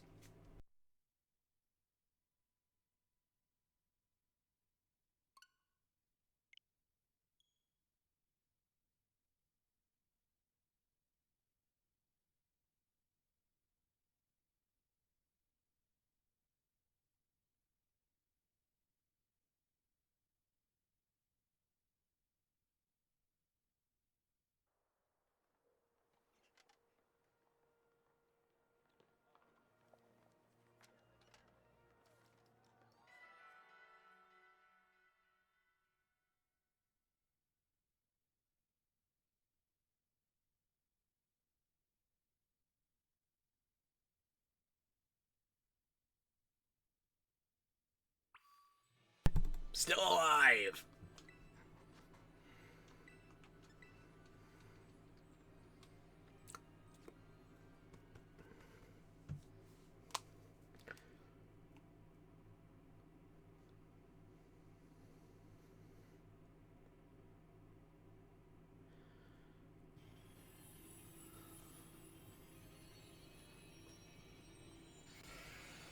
I better you're on your way after all? Can you bring me a better teammate? I should have just built the Quagsire after the fact when I knew this wasn't gonna work. I mean, yes, it theoretically works, but in practice is the problem.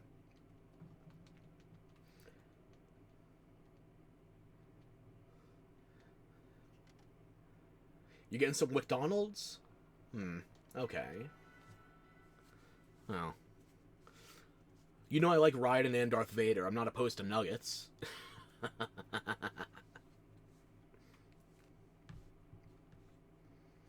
MGR Raiden, not Mortal Kombat.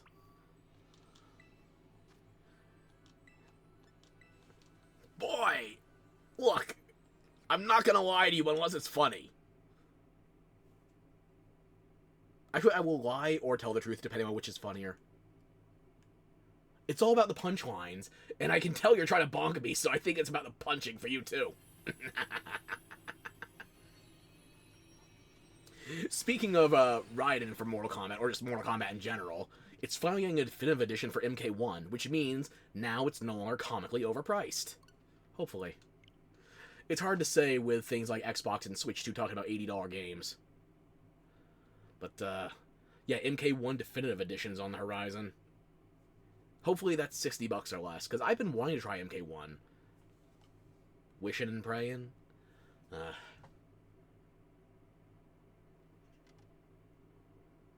For me to mature, that's going to take more than a prayer. But for MK1, your prayers have been answered. We can finally have... On console, I might go on PS5, because I have most of my Mortal Kombat games on PlayStation systems. Let me think.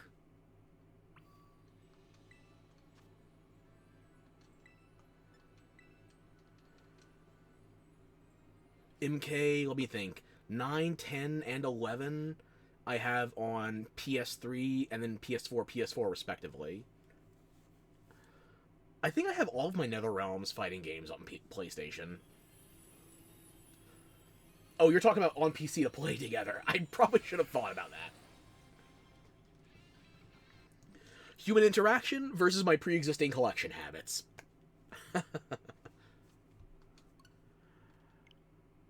I don't have every MK game on a physical release, though. I think my MK collection only goes back to PS2.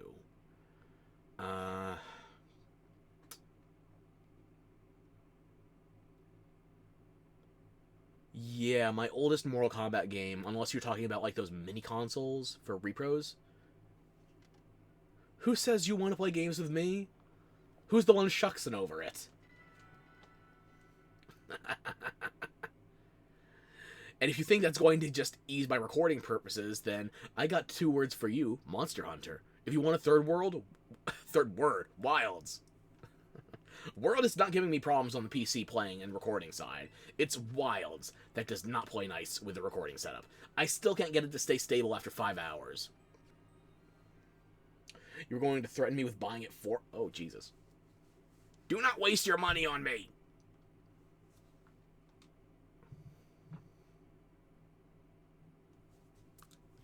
There is no caveat, just don't. Come on, let's see the team.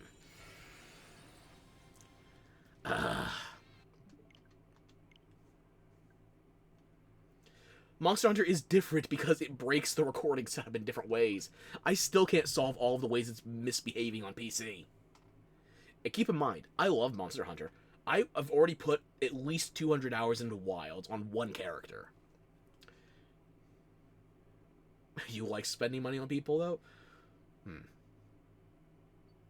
Are you familiar with the concept of Findom?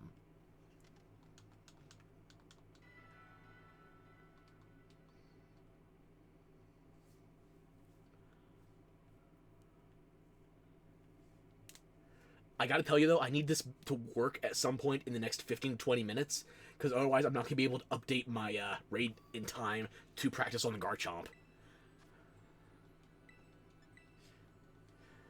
Let's be honest, when WoW came out, I even heard all the drama with the runtime and stuff.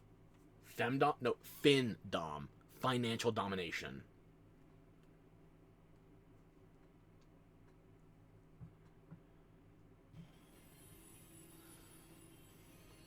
Which, at this point, it might actually well be financial dominatrix, because nobody wants financial dominator. The Mudsdale ruined it for us. Are we stuck on Twitch? Hang on.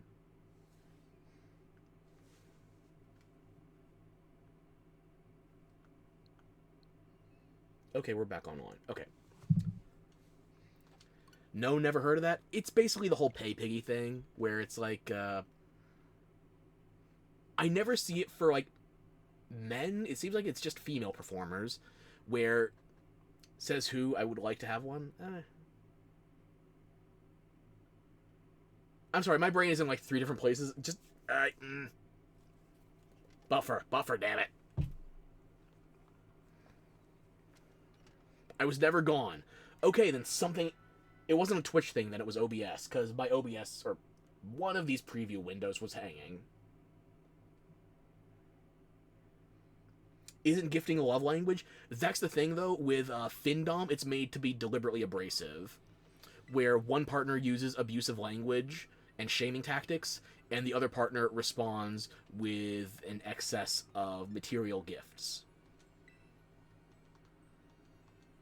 You'll try to respond slower. It won't help. My RAM is overflowing. Just like Monster Hunter.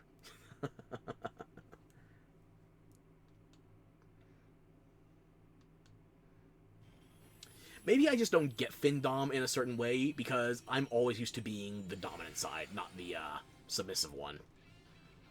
And this is something that seems to only work for female doms. I'm not that femme. I can't pass. I don't try to pass. Sounds like every friendship I have, then... What the fuck, isn't that normal? No.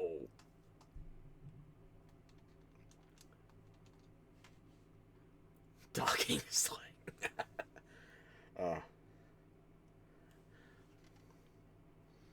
Like, no, here's the thing. In a friendship, everybody is being Dom King. There you go. In a friendship, everybody is being abusive to everybody else. In a Findom relationship, only the financial recipient is abusive or aggressive. And the financial donor, the submissive in that case, they are always being, well, submissive. They are always being kind to a fault, whereby they have to be dominated.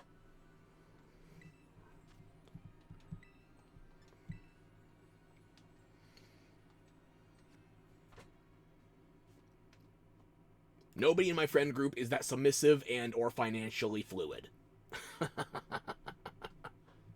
Never mind both.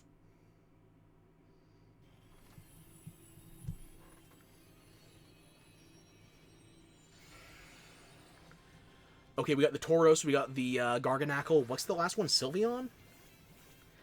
Sylveon doesn't help here. It's a Steel-type boss. Damn it. You take back what you just said, then. No, I think maybe you need to confess to something else going on in your friend group. Maybe something latex? Just guessing.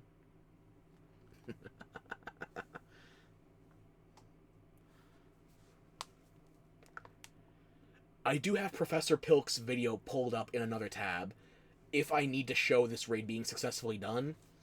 But if I can't get this done by 8 p.m. EST, I'm going to miss the window for getting the Garchomp raid. Okay. You play defense as much as you want.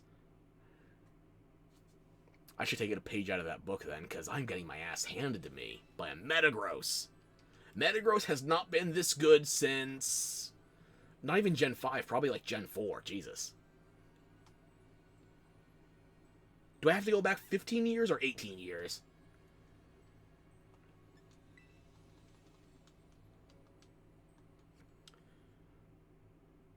Womp womp. I'm not mean. I'm teasing you. Okay, I might be a little bit mean. But you know there's no malice, right? Right. You know there's no malice. I'm just playing with you. God damn it!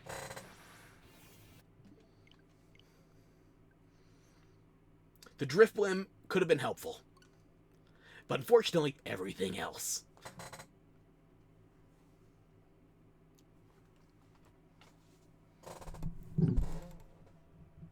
But yeah, let me whisper in your ear for a little bit.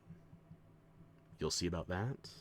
Well, you'll see that I'm not that mean. I might be bad to the bone, but, sweetheart, I am bad at everything.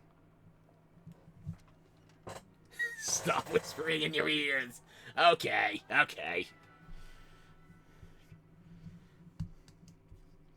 Fine, I'll go back to the accent that the internet can't determine if it's from Jersey, Brooklyn, or Boston.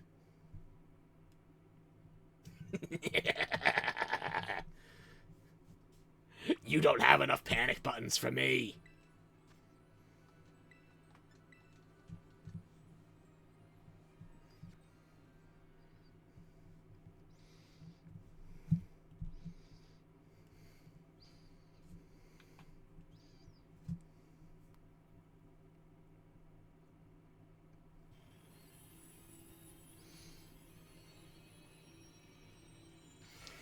Let me get at least one more real attempt here. Jesus. I think this is the comp that Professor Pilk actually used. Only the Drifblim is in a worse spot. Because I think it was the Tauros in slot 2. And the Drifblim was in slot 1, the Arcanine in slot 4. You're too gay for this, I can't do that? Well, lucky for you, I'm distracted, so I can't do this for at least 5 more minutes.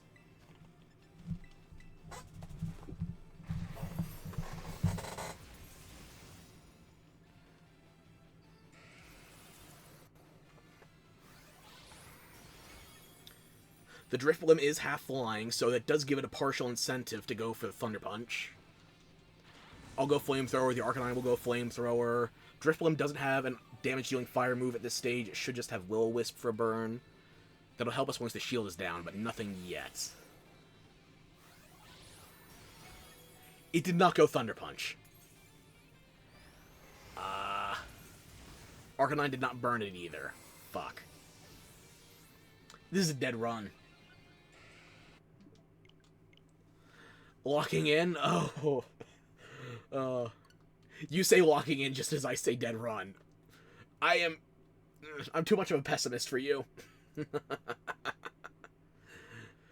God damn it. Even with the same spread of Pokemon as the guy who made the build, I can't make this work because they're not in the correct positions.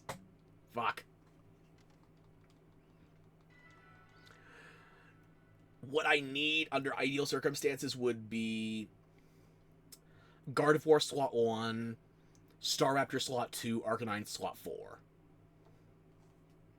Or you could switch the Staraptor and the Arcanine. Or you could switch the Gardevoir and the Arcanine. I need the Staraptor in slot 2.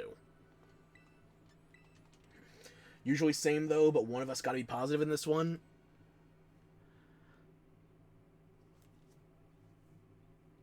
Two positives repel each other though. Positive and negative, that attracts.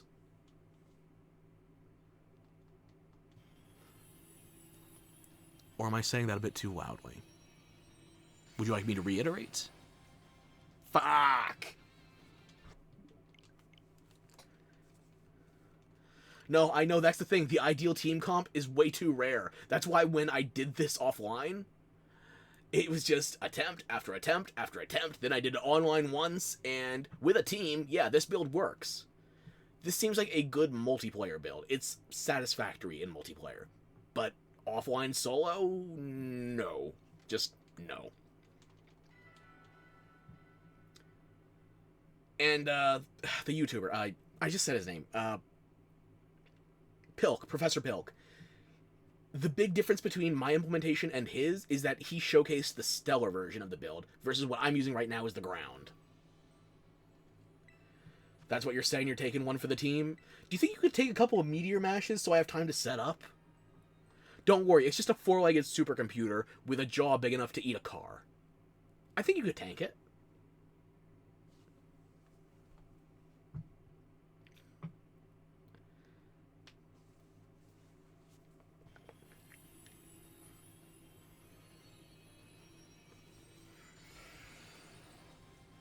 We got Tauros and Gardevoir.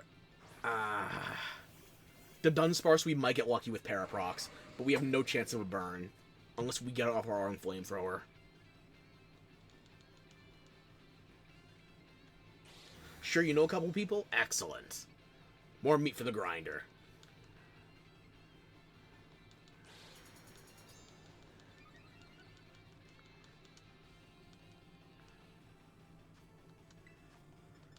Open Reflect, then turn to Flamethrower. We'll see if it goes Thunder Punch. The Gardevoir just died before an attack even animated into it. Oh. I hate that the NPCs will try to use moves that just objectively don't work. Like, it's trying to glare through the shield. It won't para. You can't use a pure status move. Hey, Sora, how you doing? I'm dying in slow motion. Ugh.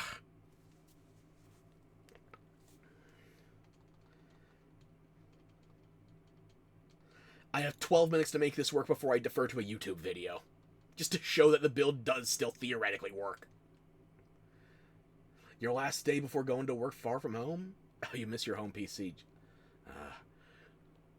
The 3 things that reunite you with your home in the strongest sentiment. Your home bed, your home PC, and your home toilet.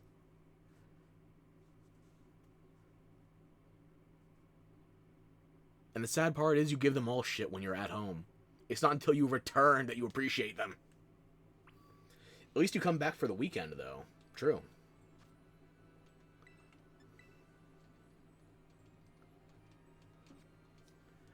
Okay.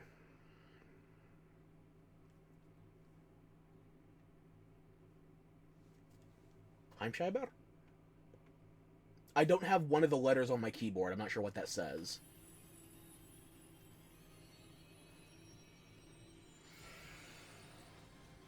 We have Tauros, we have the Dunsparce, and a Sneasel? Umbreon. That's not going to work. Both the Dunsparce and the Umbreon can only para when the shield is down. I can stand not hydrating for like 10 minutes. Because that's how much time we have left to try and make this work. Before we need to switch to the new raid. And you must play at Internet Shop if you want to hunt something. Oh. Heimscheiber means someone who only shits at home. Yeah, when I was younger, I'm trying to figure out when it stopped. Probably when I was in, like, early college, so, like, when I was 19 or 20. Up until then, traveling constipated me. Like, I could open the front door, but the back was jammed until I was home.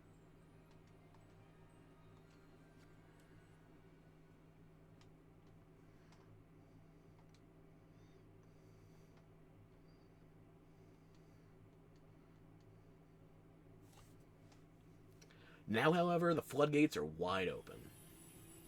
Just in time for me to never travel anywhere ever again. Damn, I grew up? Like, actually, I grew older. Up is probably a strong insinuation. None of these work. Fuck.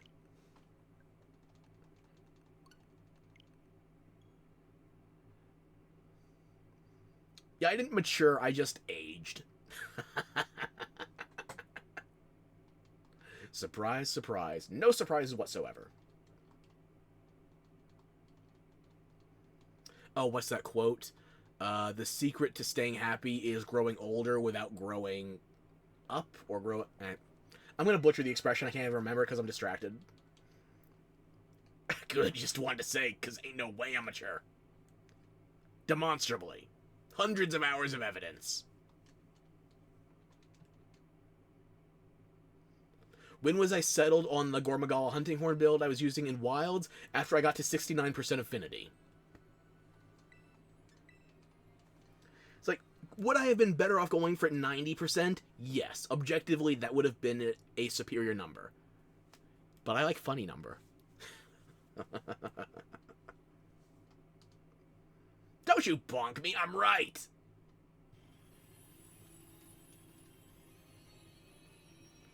Right. 69, the nice number. What's the second one? Corviknight again. Fuck. That won't work.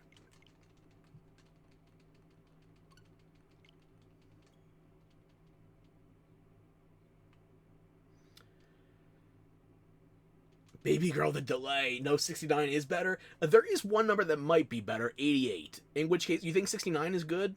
Well, what if you get 8 twice? 88. That joke does not translate into French, by the way.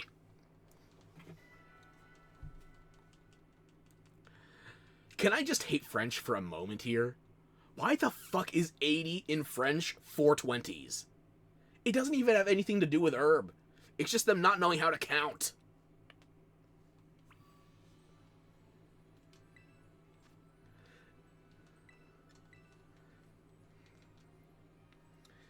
Bad pun. Last time you bought Switch only for, SMT... Oh, Shin Megami Tensei, right. Well, I'm legally required to defend any console that has an original Bayonetta game on it, but the Switch makes it very difficult. All the hate to the French? Yeah? Okay. Yeah, you're a fan of that. Okay. This does not work either. Fuck. Shin Megami is a franchise I have been meaning to try, and what was I recommended? It's coming out with a remaster soon. Raidou, I want to say? Rydao? I don't know how you spell it. Somebody recommended me to that because they said it was like SMT, but leaning a bit heavier towards Persona, and I do like a little bit of Persona. Fuck Bayonetta? Literally. Okay, bold of you to assume she wouldn't be the one doing the fucking.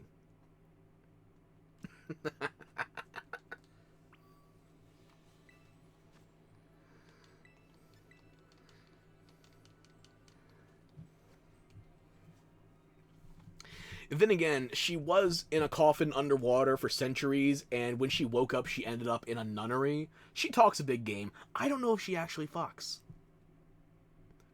She could just be a tease.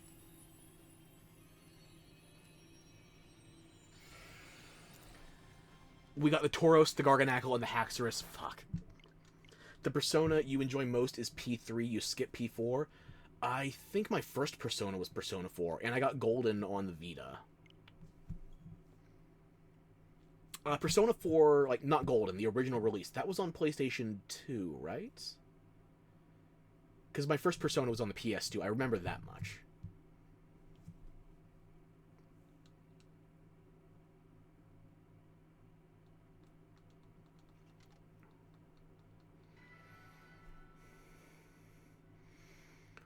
Since when is teasing a bad thing? It's not, but for what you were proposing, she's underqualified, theoretically.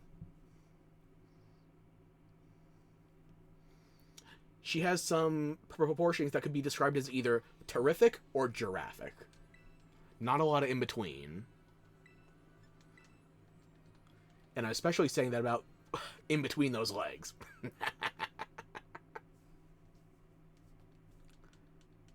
I can't shit talk teasing. What am I doing here?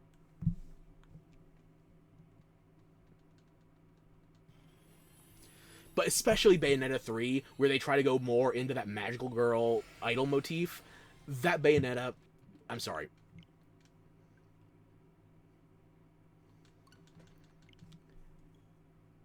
Bayonetta 1 dominates. Bayonetta 2, mother. Bayonetta 3... I'm sorry, girl. You just don't work it out.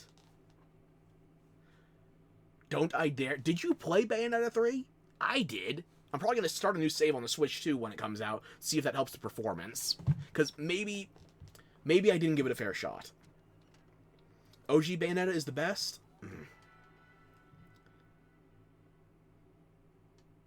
Yeah, the OG is hard to fight. I prefer Bayonetta 2 as a game, and personally as a design.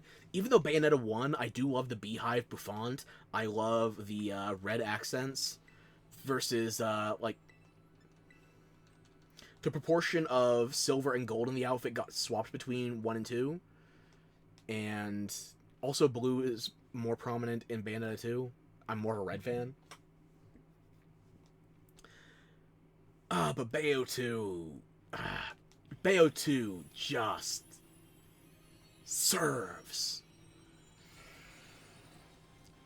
That doesn't work in any way.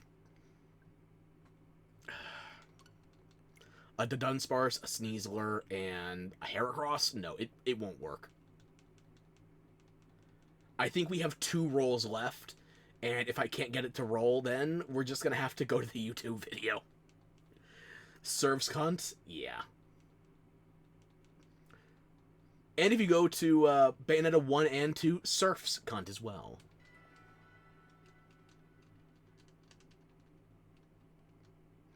But Bayonetta 3 is not the vibe. They lean too heavy into the magical girl idol motif, and she just comes off as way younger, more immature, less in control, more just all-around clumsy and malformed. And not to mention, of all the Bayonetta games, including Bayonetta 2, which originally launched on the Wii U, mind you, of all the Bayonetta games, mainline numbered entries, it's the worst performing. How? Bayonetta 2 was an RTX feast for the eyes with the Noatun reflections, and it ran on a Wii U. But Bayonetta 3 on the Switch, I think, when did it release? 7, 8 years later? 8 years later on newer hardware, it performs worse. It looks worse. You had to be actively sabotaging yourself to prove that. But then I find out, oh yeah, basically 90% of Platinum has gone between 2014 and 2022. Everything on the Wii U somehow sucked at, except Bayonetta 2. It's my favorite game of all time, bar none. I am morally obligated to defend it. My mother gave me my copy of Bayonetta 2 as a graduation gift when I finished college.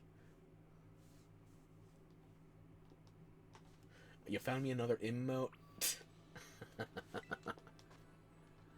Cute. Okay, maybe I deserve that one. Okay, maybe. The Wii U did have some bangers, though, but the system just... it was an unfortunate victim of circumstance. That circumstance being Nintendo thought they could coast off of the Wii Classic. That's not going to work, unfortunately. We don't have time to actually roll another attempt, because I'm just biased 100%. It has my favorite game of all time, bar none, on it.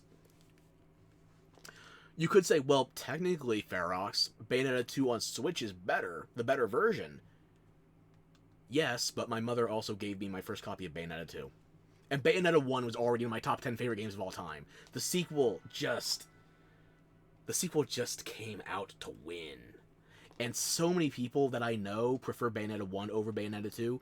I think if I had to be objective about it, Bayonetta 1 is the better game, technically speaking. But in terms of my personal taste, Bayonetta 2 is still my favorite.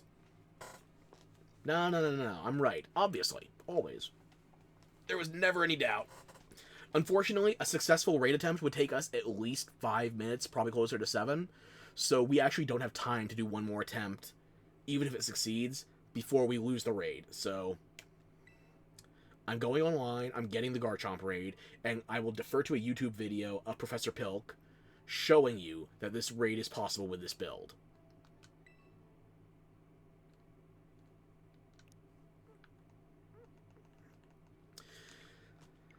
So yeah, this raid is coming back next weekend as well, and it's also coming back with the Blissey Dens, but I need to actually practice it before next weekend so I can stream it properly. Unfortunately, yes, skill issue. I could not outskill the RNG being absolute trash. Game Freak's boss design is very sporadic, and it's so weird as well, because granted, this is a raid boss. It's a whole different animal compared to a standard Pokemon, like, story boss. But Legends Arceus had arguably one of the best bosses in the entire franchise in 2018, 2019. Scarlet and Violet released at least 3 years later, and they just couldn't do bosses as well.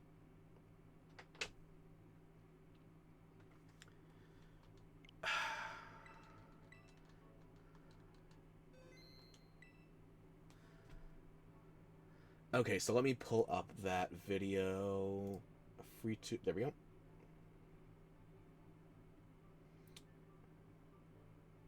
Oh, hang on. There we go. No clipping now. Good. I can make it bigger. There we go. So as you can see here, this is Professor Pilk. He uploaded his video on the 8th. So this was, I want to say the raid first went live on Cinco de Mayo, or Revenge of the 5th? Or was it May 4th?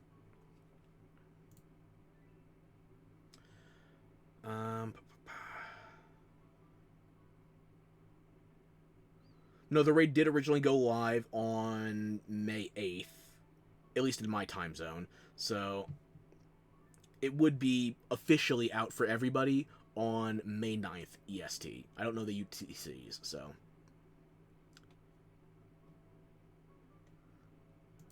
We're just going to go ahead to him making his attempt. Because, as you can see here, the build is fundamentally the same. His is a shiny Hydreigon that doesn't make any changes to the execution. But the big thing is the Stellar Tera type. You can see that in the top right of his screen, under Dark. Stellar fundamentally changes this because you no longer have to worry about the Metagross stopping the Thunder Punch spam. You do lose damage, but the drop-off is offset by the fact that you're taking in a weaker attack. So Stellar Tera is the safer build here. Ground, you're dealing more damage, you're dealing more consistent damage, but you're also taking more damage. So unless you get the ideal NPC allies, or you're running it in multiplayer with friends that...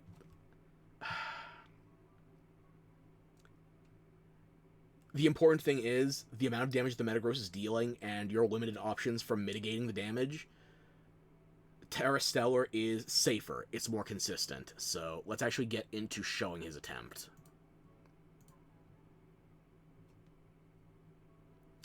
And yeah, he has Arcanine, Drifblim, and Galarian Tauros. I would have personally thought that the Tauros would be better in position 2, but the Drifblim, it doesn't matter if it's in position 2 at the start, because I have friends, not anymore. Technically, it doesn't matter if the Drifblim is in position 2 or position 4 at this stage, as long as the Arcanine is not in position 2, because the Drifblim can't Will-O-Wisp this early on in the fight. So it can't Will-O-Wisp until the shield is down. That's going to require you making enough attacks into it to break the shield. The other allies here, they are physical attackers as well, so you don't have to worry about them disproportionately doing damage. Ouch, what the I'm joking. I still have friends. They just live outside and have girlfriends and wives. Bastards are busy breeding. Or being productive members of society. I can't say the same. But yeah, as you can see here, this version of the Hydreigon build is safe enough that... Look at the Meteor Mash damage he's taking right away. Burn turn 1 off the Arcanine. He doesn't have to waste time flamethrowering. We got something similar, where we got lucky on one of the attempts with an Arcanine. I think it was Arcanine slot 4. Getting that instant burn, even though it is still going to get the attack buff, and we don't have a way to stay unaware of it or oblivious, the damage mitigation is that much better. There's no way to consistently burn through a shield, though. There's no fire equivalent to Nuzzle, whereby it does little damage but guarantees paralysis. There's no fire equivalent to that. You could have argued it was Scald, it used to be, but none of the NPCs that you get for the raids have Scald, and even if they did, they took Scald away from most Pokemon in the change from Gen 8 to Gen 9. So he's already done some nasty plot setup. He's maintaining the burn. He's going with Flamethrower to use his re-ups here. That way he can keep Earth Power stockpiled for his damage. And he's still taking Thunder Punches. He's still taking Thunder Punches within a safe margin. And he can set up Reflect free. Like, if this was me with the luck I've had with randomized teams, I would have needed to be using a burn... need to use a Heal Cheer here. And he is using a Heal Cheer here, but he's using the Heal Cheer after he sets up Reflect, not before. So his turns are going to work out way better. You'd want to use the Heal Cheer after, not before, because afterwards is when you have safer margins for changing up your attack pattern. He didn't even get as good a Heal Cheer as I did. I think my Heal Cheer, when I had my good run in the stream, brought me up to like 250, 280 or something. His only brought him up to the 150s. Mid-100s. But it's still enough. And you're going to see once he Teras here, Tera Stellar is going to keep him safe.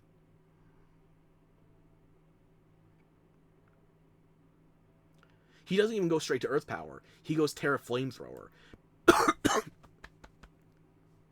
Excuse me. The functioning thing here is that Stellar Tera type only boosts each of your attacks once, and he only has 2 damaging attacks. So he's only going to get 2 boosted attacks anyway, that are specifically boosted by the Tera type. They are going to get an additional boost because once you're Tera'd, you have a damage modifier while you're attacking into a raid boss's Tera Shield. So you're not getting the full boost. Let me clarify. You're not getting the full boost of Tera if you go Stellar into this, but you are still getting some of a boost into the shield.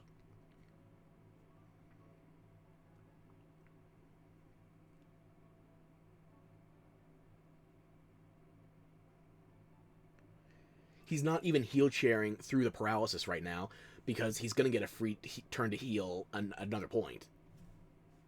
As long as the Metagross stays burned, he's going to get one free turn off of the shield going down to stagger. He's going to be safe.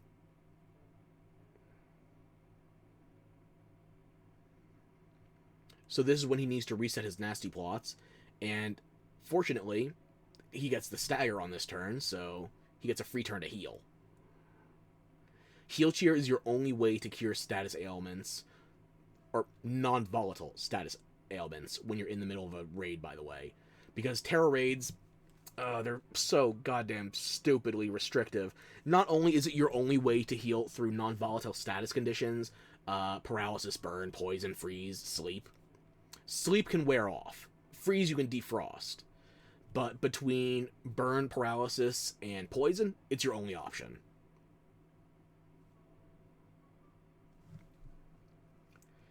And the amount of health you get off of Heal Cheers is randomized to an aggravatingly high extent.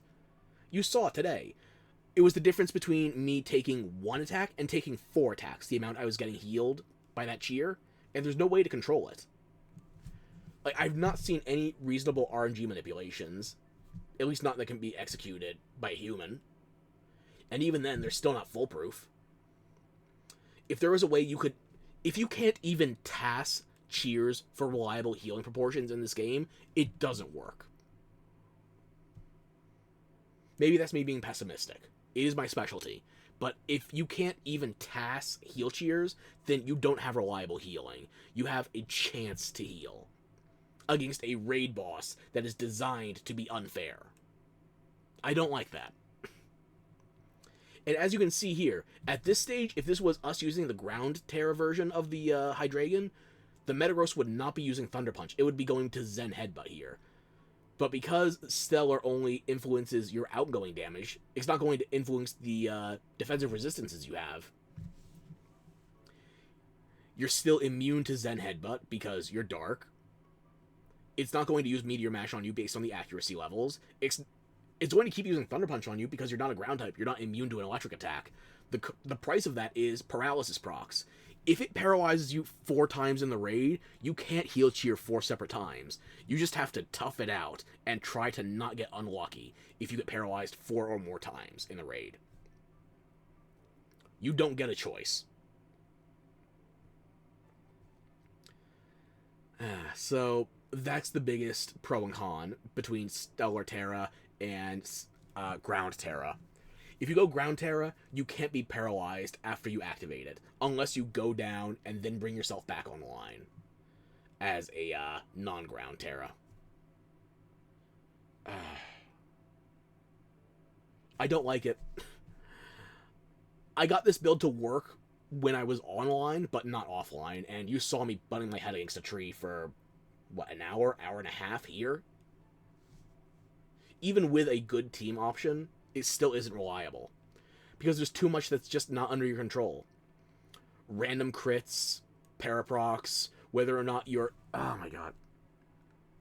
The RNG reliance for solo builds means that this build is not safe for solo. So, even though we have video evidence of it working, the idea that this is an easy solo, that's a lie. Unless you are using the runaway from dens to keep a consistent team of exactly what you want. Unless you're doing that, there's no reliable way to make this work. 10 out of 10 presentation. Spoke freely, a lot of images. Yes, approximately 24 images per second. And they only slightly look like Legos at this resolution. 720p. You tell me that's 720p, I'm going to call you a liar. That felt more like 480. But yeah, basically that's the build I was using minus the Tera type. There are pros and cons. I made it work offline. I don't have video... Actually, hang on. Do I have clips?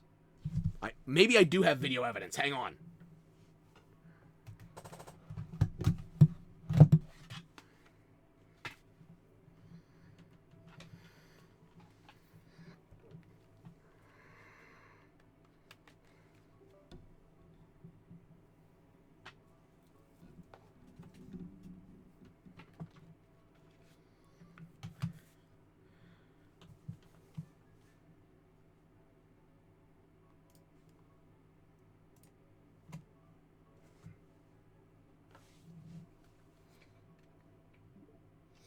Actually, I'm just gonna enjoy that sunset for a moment.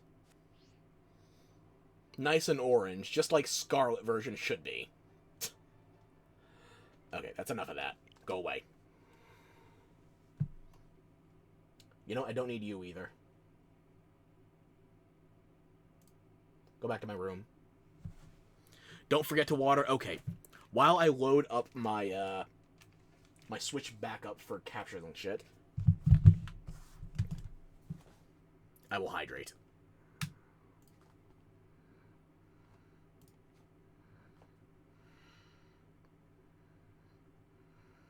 That's the wrong drive.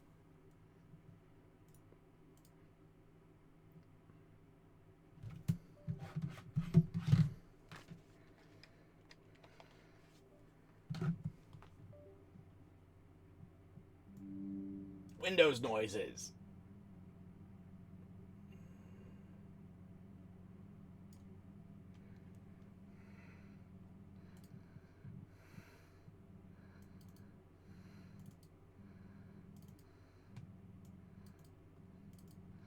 Okay, so it should be 5:15.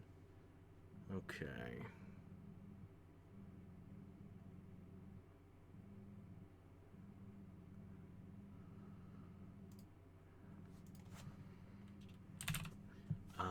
I just need MP4s, no JPEGs. Let's see what I got.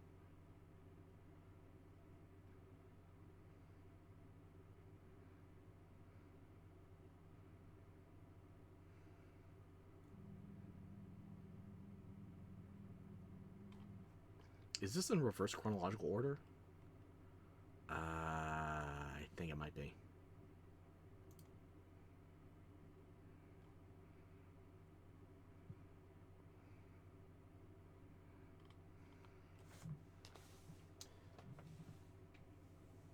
Where did I put my water bottle? Fuck.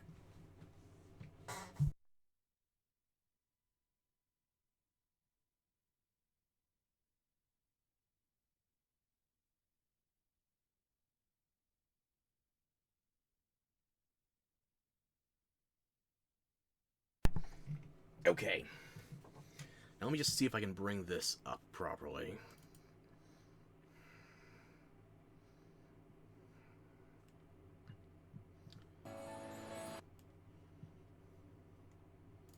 Okay, video player. Is that giving the proper feed? It is! Okay. We might actually have some video evidence.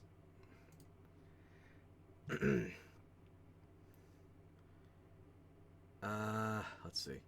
I need to go far enough to make sure this is actually the successful attempt. Hang on. Yeah, these are my pups.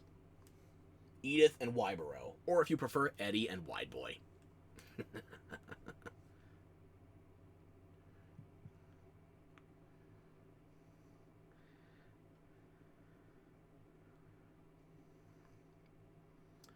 Okay, I think this should be from the successful attempt. Let's see. Yes, this is the successful attempt. 2 Skeledirges, which I just showed you Skeledirge is idiot-proof. It's not me-proof, but it is idiot-proof. And a Ho-Oh. Plus, my Hydreigon. Let me know if the video is too loud, I can drop the ball.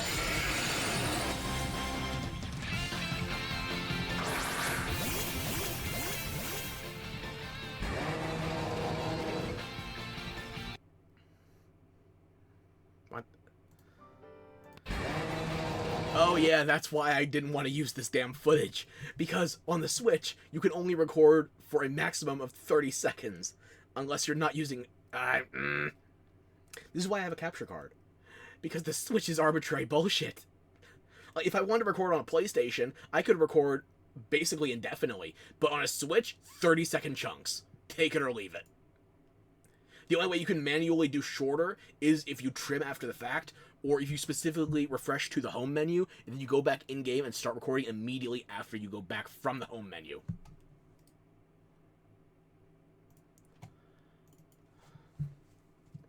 Very good fight. Very intense. Is this out of order, or was that really when I started recording? No, that's about right, actually.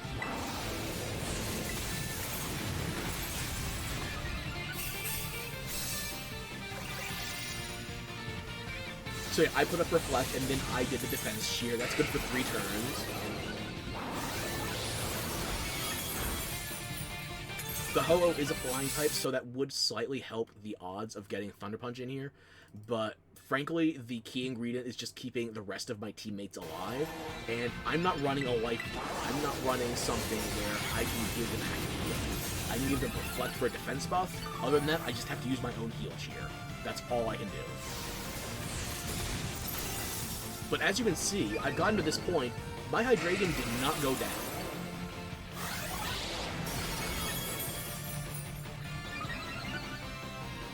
I think I only burned 1 heal cheer at this point, maybe 2. But still, we got through the shield, and I had teammates go down. It got a little close at the end.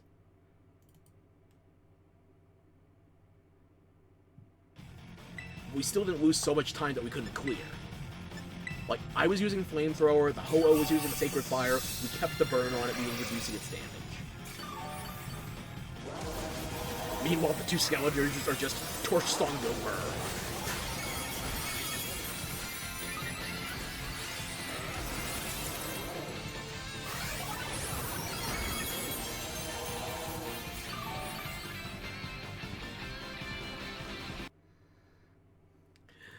Don't you love the 30-second restriction on Twitch recording? Or on Switch recording, not Twitch recording. Twitch has its own problems.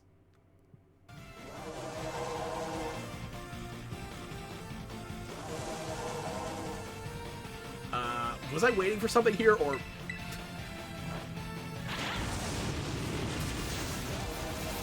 I guess I was just trying to keep the Reflect up, because the Reflect counter is based on my turn counter, so if my allies keep attacking while I do nothing, the Reflect counter should stay active for me.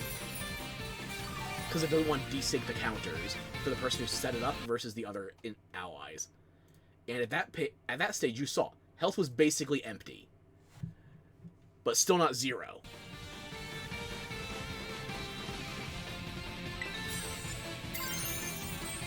Until it could interrupt my menus. But yeah, once you can interrupt my menus, then you're allowed to lose. And hey, this is one thing you probably don't get to see that often, because I usually show you my rematches of the raid. Here is actually the catching animation. Get rid of that shit.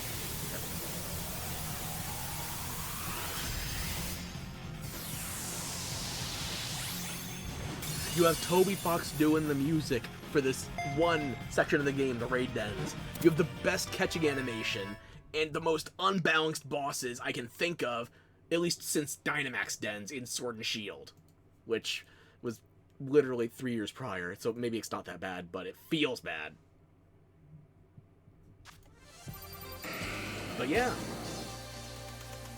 With just 3 randoms I found online. I wasn't, like, finding a team. Just the first group I could get into worked. The first 3 random bastards I could find to run multiplayer with, and it just worked.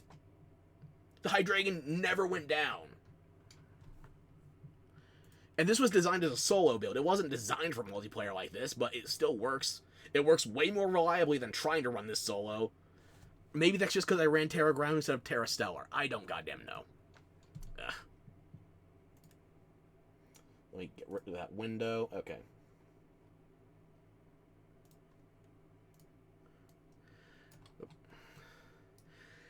So, that's all she wrote. Oh, what's your cooking emote there? Cauldron? Fair enough. Okay, so... Oh yeah, by the way, look at where my horns are pointing. Can you tell I like Bayonetta 2 and Bayonetta 1? You know whose poster isn't here? Bayonetta 3. Although I could make room for a Bayonetta Origins poster. It's actually a good spin-off game. It gives me, like, a combination of Okami's art direction with the gameplay analogous to Brothers: A Tale of Two Sons. Let me get my face off the dog, however. I should never block Wide Boy. Even though Wide Boy is a girl. We just call Wide Boy Wide Boy. Simp? For Bayonetta? I would.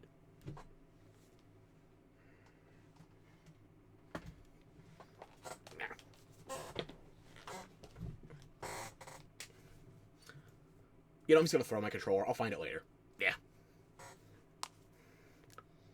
I like Bayonetta 1. I like Bayonetta 2. Bayonetta 2 is my favorite game of all time, bar none. I don't need examples. I don't need caveats. I don't need exceptions either. It's just my favorite.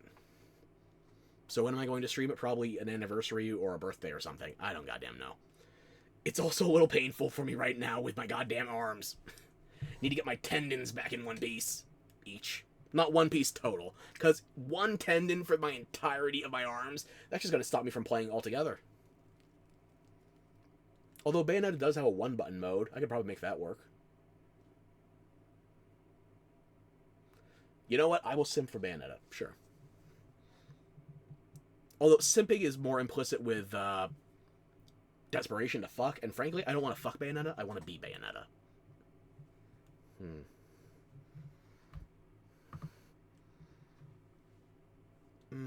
Yeah. I'm just looking at my hood while I'm thinking about the other model I'm working on. I don't need that right now. Yeah. Take the hands you donated. You gave me doll hands. They're not muscular compatible. Then again, I'm not muscular compatible because I'm also a cyber jackal, so fuck. Whose tendons am I going to steal? Am I going to have to get ribbon cables from another goddamn printer? Am I going to have to go to another goddamn dot printer? You think I'm old. When's the last time you've seen a dot printer in the wild? It's probably being used as a bookend. Or a doorstop. Or a wrecking ball. My vote's on the last one, wrecking ball.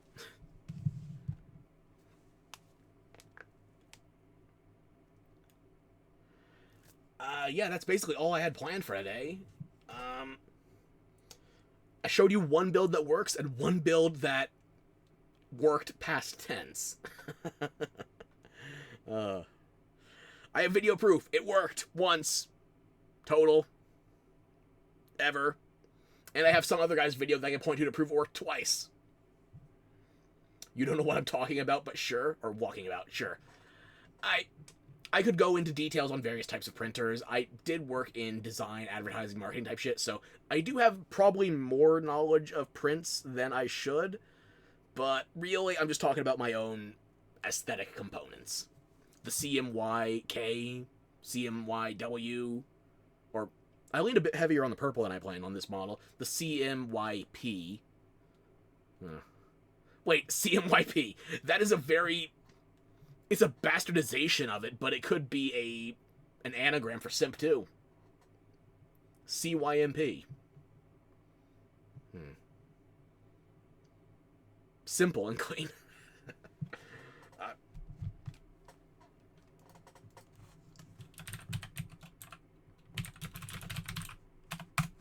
There you go.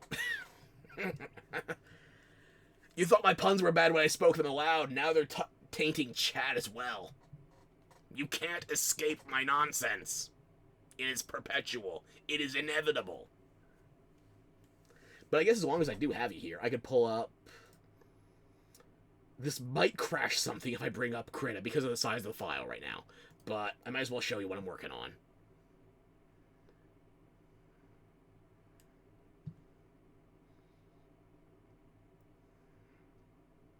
Hun, you're also in marketing and design, and you don't know what I mean.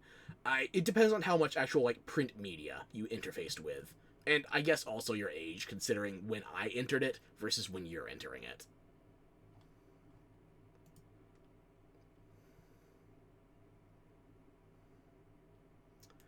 It's not in this drive. Where is it? Oh, there it is. MDD. Okay. Miscellaneous digital drawings. If I can't find my own files, nobody can steal them. Where's my Krita window?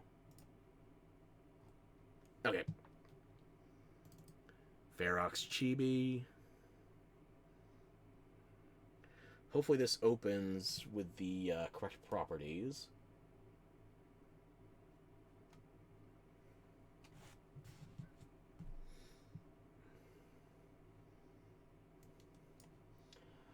Oh, bless that little pinwheel that's trying. I think this file's already 30-something gigs, and I am missing both arms, half a torso, and one leg.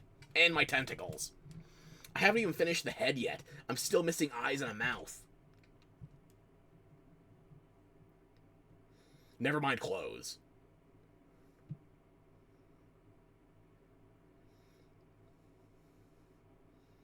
If you're going to be offended by a lack of genitals, by the way, it's a chibi. And I haven't gotten a chance to design him undergarments yet. What the fuck? Did I tell you that I designed my original model on what was basically a 40k canvas? And I designed my chibi on the same basic canvas, too. I wanted to, big-ass air quotes, future-proof it so I could always downscale without having to worry about keep the clothes off. You said it.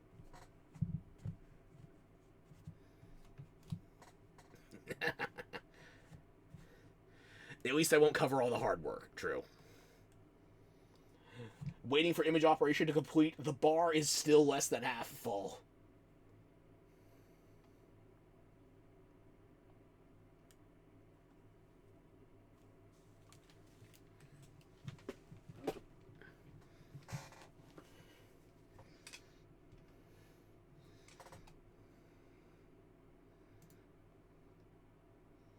You drew yours on a 3000 by 3000. I can get you the exact resolution once I'm in here. It was a joke? If you insist, I'll put my tits away.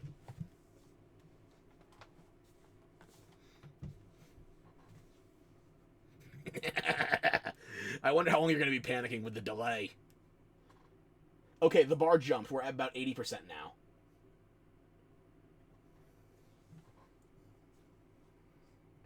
Okay, hopefully we are there. Let's see.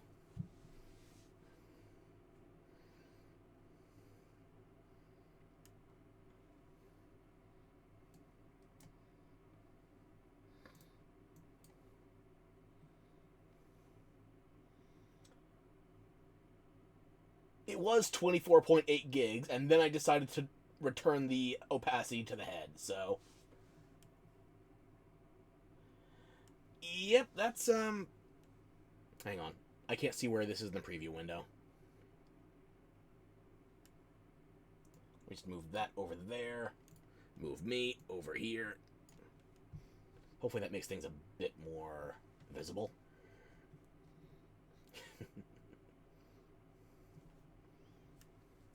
And you know, I'm actually going to turn the me in the window visible as well. So let me just shrink me down over here. And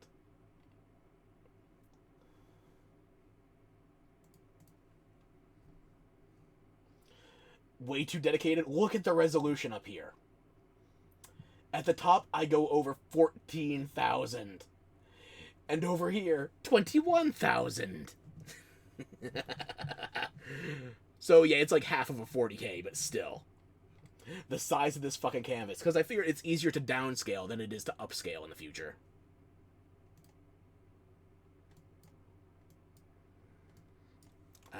Yeah, that's fine. Okay, that works. And I broke something trying to scroll in on the damn KRA. Are we good now? We're good now. Okay. So yeah, basically a 15k by 20k canvas. I wanted to downscale instead of upscale. I can't explain it better than that. But I just want you to look at the level of detail that I was worried about. Nope, I tried to drag an image. It's over. I don't know if the stream can handle that.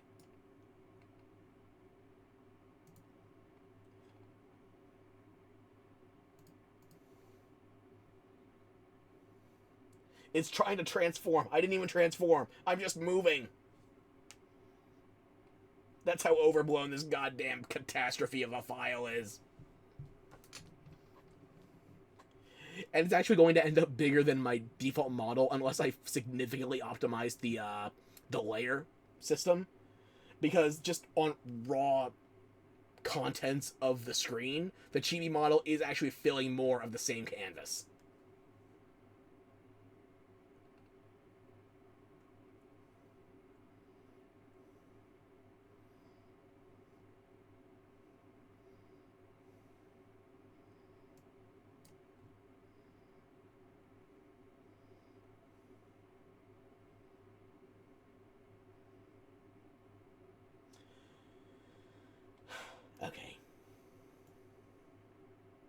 It's trying. It's trying so damn hard.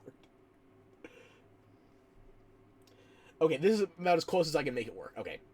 This details you still want to choke me over. Do you think I liked adding all these details? Like, initially it seemed fun. Then I actually tried implementing it practically. Like, look up here. Even on the purely black meshing around the pectorals. Look at this. I made it uniform. I made it,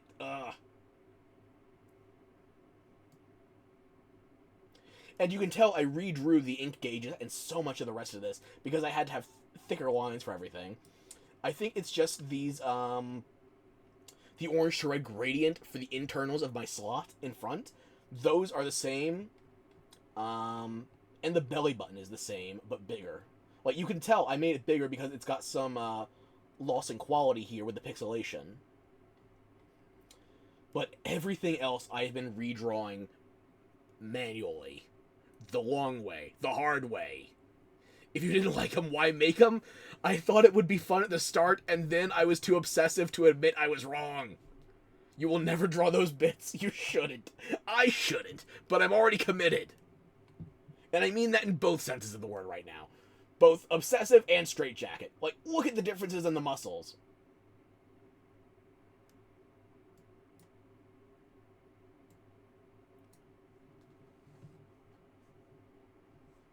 Like, look.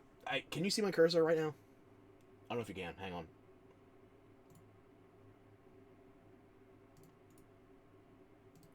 Properties, capture cursor. There we go. Okay. Like, look at these muscles that are lining the edge of the torso versus these lining the edge of the torso for the chibi version. It's at least double the density of details in the cable braiding. That's it, you're not bringing McDonald's? Like, look how pudgy the chibi is. It doesn't need it. The legs are thicker, too, and shorter. Like, oh my god.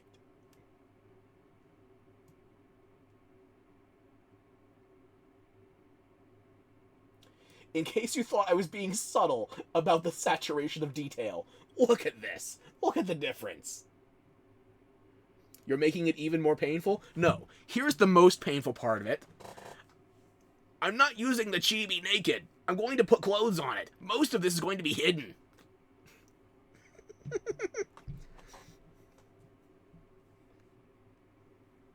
Most of this is going to be hidden. Nobody's going to see this except for me and whoever is previewing my goddamn reference sheets.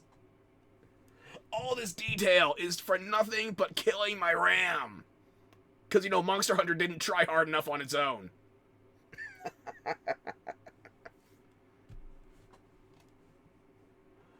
Oh my fuck. Look at this.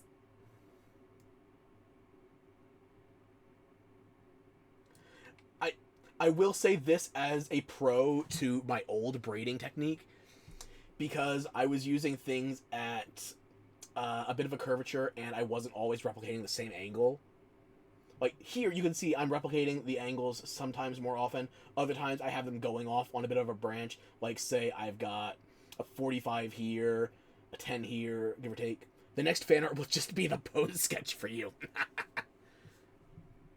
Like, here's the thing. Like,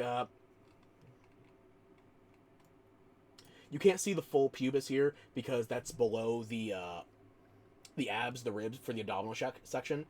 But I actually have the lines for the braids gradually spacing out and increasing in the curvature of the angle to make that area more pronounced under the gut. So that is one thing that I can say for the chibi version. All of these are at consistent angles.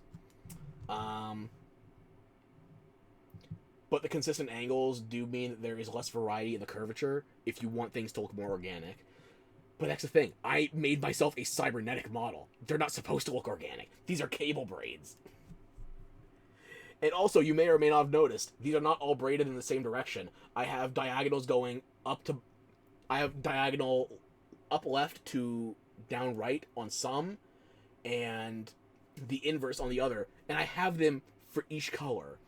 So there's not just 4 sequences for me to worry about the braids. There's 8.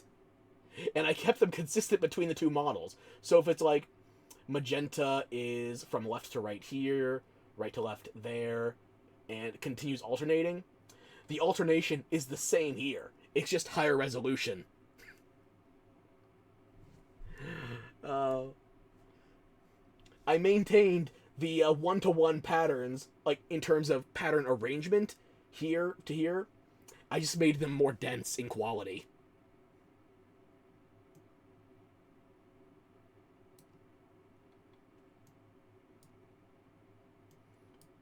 The same goes for every muscle patch. It's like if I have it from top left to bottom right on the standard model, it's the same for the chibi model. And it will stay the same once I actually finish the rest of the anatomy. And it matters to no one, not a single soul. Look, if you zoom out enough, since I increased the density in the patterns, it looks like I just have a desaturated blue and a slightly flecked purple. That's it.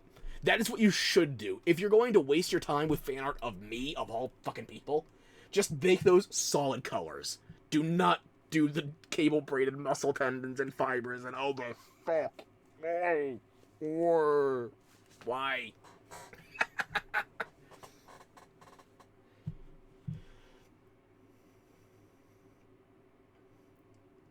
Also, I'm just going to say this from me. Even though I did go thicker line art on the head, so I can't just one-to-one this for replacement, the ears are actually better quality on my chibi model than me, my main model. And I hate it. Like, look, the inconsistency in the circle placement, the proportions between the segments. Yeah, you lose out on these two spikes here that are close to the inner arches because of the amount of elevation for the center of the skull versus the base model. You lose out on those spikes, but at the same point, it's so much cleaner, and I fucking hate it.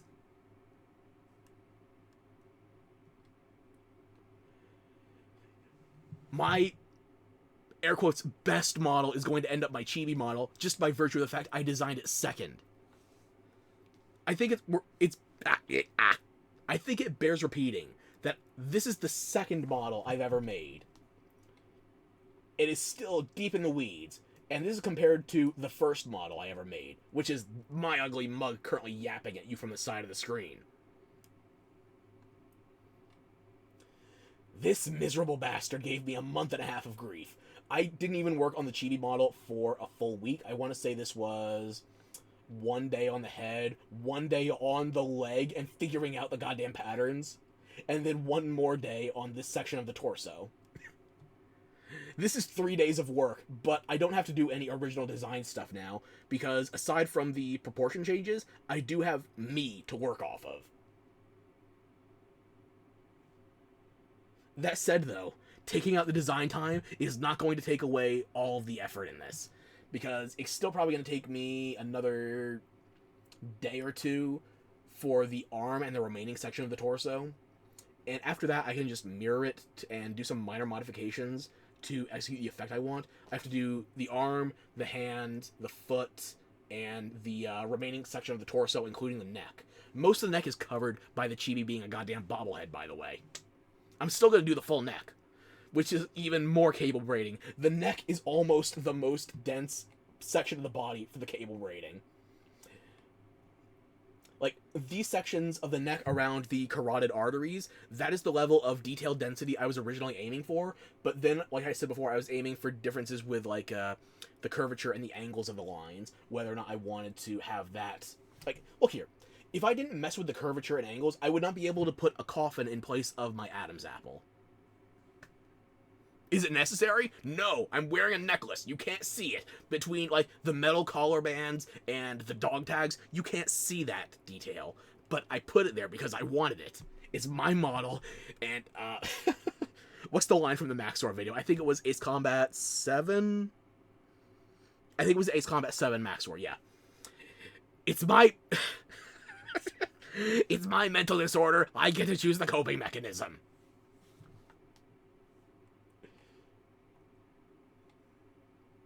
And look here, I was even experimenting with different ends to the cable, whether or not I would be interlocking this different color patterns. Like, I have frayed ends here in the front, where I guess that's supposed to be a substitute for chest hair, at the base of the coffin. I have here for the traps, so I have a kind of a Broly neck, but in exchange, I also have these extra cables that lead into more cyan ends. Hang on. Let me see if I can fill the screen with the problem.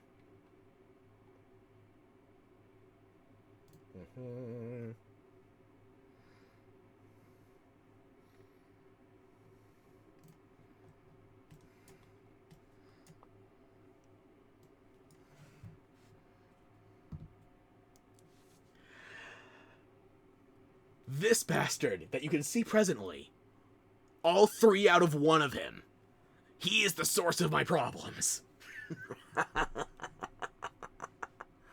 The shit, the garbage, and the fucking insanity. This is the trinity I have afflicted myself with. You always covered my neck part on purpose in some way.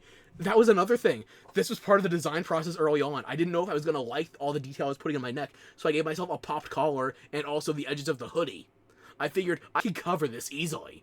And then I added more detail to the hoodie.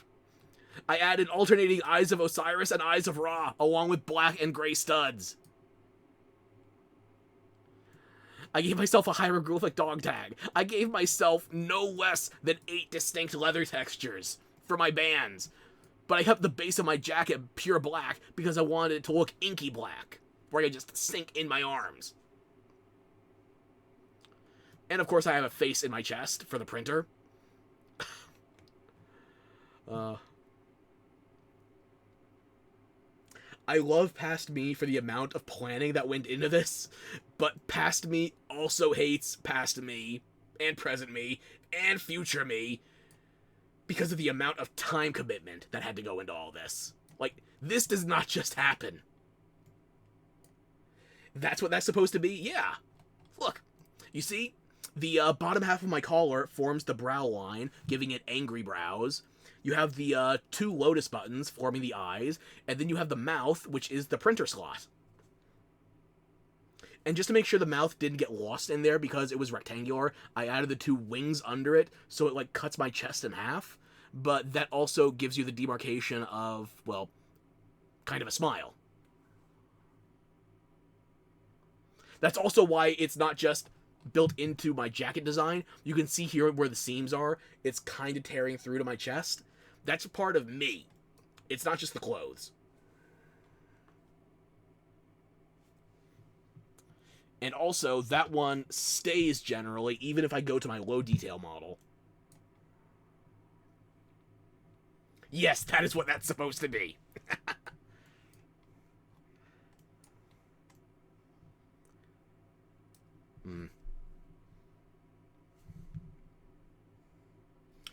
High detail.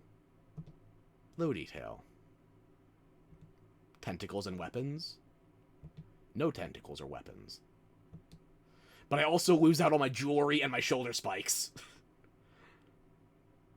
I thought this was going to be enough that I might be able to save myself a crumb of performance if I could go to my low detail model. Why did I say low rank? Like I'm looking at goddamn Monster Hunter armor sets.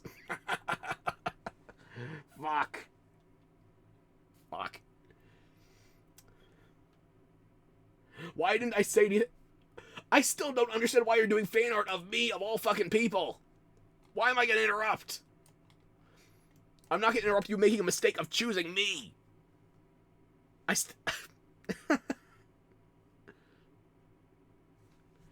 Okay, we put the eyes back, though. The orange eyes are my default eyes. They look like burners. The rainbow eyes are like I have ink bleeding out. So it kind of blends in with my model, but, you know, blending in with a possessed cyber jackal printer monster thing. Not exactly healthy. But yeah, looking at this model, I can see so many places with room for improvement. You can see where the seams are falling apart, but this is my first model that I ever made. It kind of lives rent-free in my head. I like it, even if I should want an upgrade.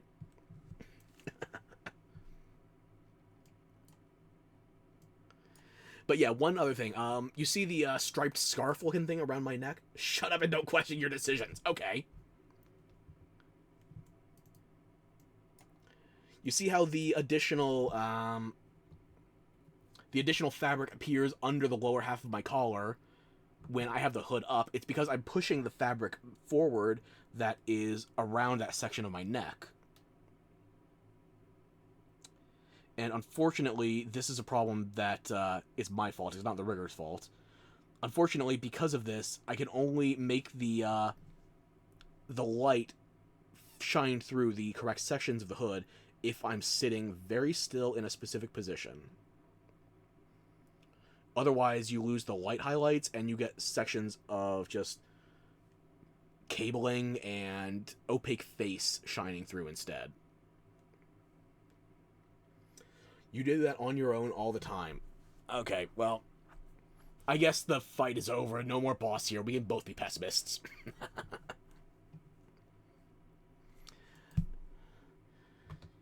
So yeah, you can see my design is a lot more top-heavy when I have clothes on. I'd say that puts me out like... let me try and think in centimeters. Hang on.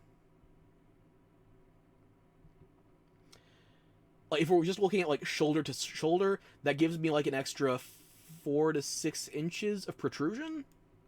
Maybe I'm estimating too high. I'm also looking at the fold of the shoulder here versus, like, the spiked edge here. So maybe it's, like, 4 to 6 centimeters, not inches I'm thinking of. That section was the hood the whole time? Yeah, the hood is around my neck. I just pull it up when I need it. And because I have enough of it already, it doesn't need to cover everything. It just needs to cover the top half of my collar. I wanted to maintain at least some of the Osiris and Raw eyes, so I didn't want to lose all of those while I had the hood active. But yeah, also with the holes with their current placement, I do get to keep my lights on for my ink gauges. You can see here with the green light active over the yellow gauge.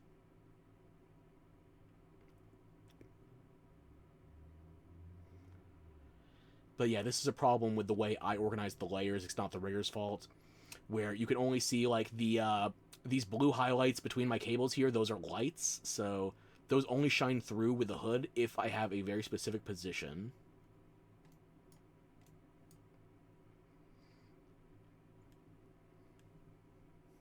Yeah, that is part of my musculature bleeding out of the right side of the jacket, too. Damn it. And a little bit on the left. I could go over mistakes in this model for at least an hour if I was so inclined. But like I said before, this was my first time making a model, and I'm surprised it worked at all in the end. So, I will take whatever I can get. And I did. I've been taking it for the last... Let's see, I debuted in September. Now it's the back end of May.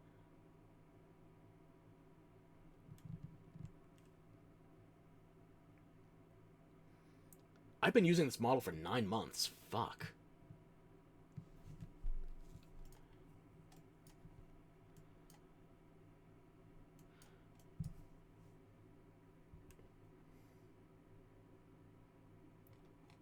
Yeah, and also, let me just get my crotch off screen while I zoom in here.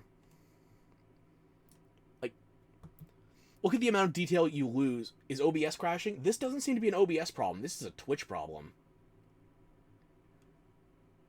But yeah, look at the amount of detail that I hide on my hands versus what I don't have a version of the model that wears clothes without gloves. All the detailed versions keep the gloves covering most of the hands, and yet this is the amount of detail I added. Like, look at these ink projectors here. These I basically designed to look like Spidey's web slingers, but I wanted to keep CM and YK open for the sake of having some place to stick my tentacles. The hands. You hate the hands, but they look awesome. These hands, no joke. These hands were one of the last things I took time to design on the entire model, including all the outerwear. Like, I was designing coverings for the torso and the legs before I even touched the hands. I only started the hands because I was working on the arms, and then I realized, shit, they don't end in anything.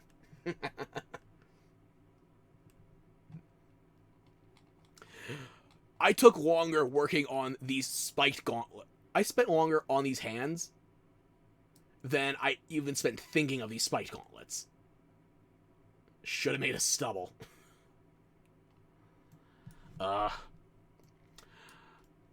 You know what? Maybe for a pirate model, I'll just get rid of the hands. Make it double hooks.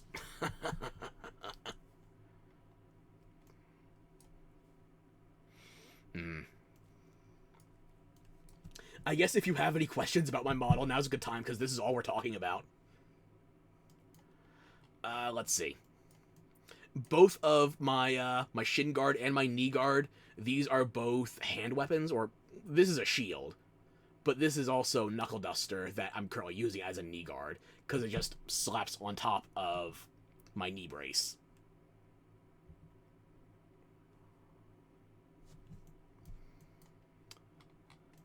The hooks on my boots were specifically designed after the Egyptian motif, except for these pointed hooks. The points at the end of the hook, as well as the slight overhang from the core rod, these are elements that are taking away from the Egyptian theme, but overall these are designed from the sorts of hooks that you would see on mummies and depictions of Anubis. You have so many questions, but you're afraid if you know the answers, you'll have to think about the details now. Take some solace in the fact that some details were never meant to be examined that closely. Like, look at the laces on my shoes. Now, that might look like pixelation from where you're standing, but the fact is, each of those laces is a single solid color. Yes, there is some line art over them, but if I'm using my model right now, if I zoom in on them as tight as I can, that's as close as VTube Studio will let me get. You can't see the details that are actually in there further. But you can see the textures on my damn jeans. You can see the textures that are on my knee braces, on my all these extra Final Fantasy belts. You can see all the individual cartridges loaded into the bandolier on my belt. And also the fact that my gun doesn't have a proper holster. I just stuck the barrel through one slot for the cartridges, and the rest of it's hanging off my waist via CMYK cables. It's like, should I design a proper holster? Yes. Am I even expecting people to be able to see the gun, because I don't know how Twitch is going to feel about letting me show that? I don't know. I'm going to hide it.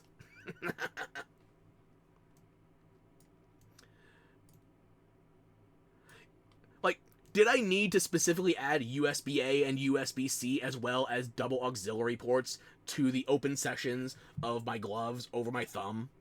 Did I need to go through the effort of making sure that was reversed properly and not just mirrored between my two hands? Because, you know, one side audio, one side audio input, one side audio output for both. Did I have to? No. Did I do it? Yes. Did I have to rip off Motorhead's Snaggletooth belt buckle, which is actually a belt buckle I own, but did I have to rip off the belt buckle and then make it legally distinct? No. Like, I don't show most of that half of my model. Like, look. You can barely even see the spikes on my bracers. Generally. But I did it anyway.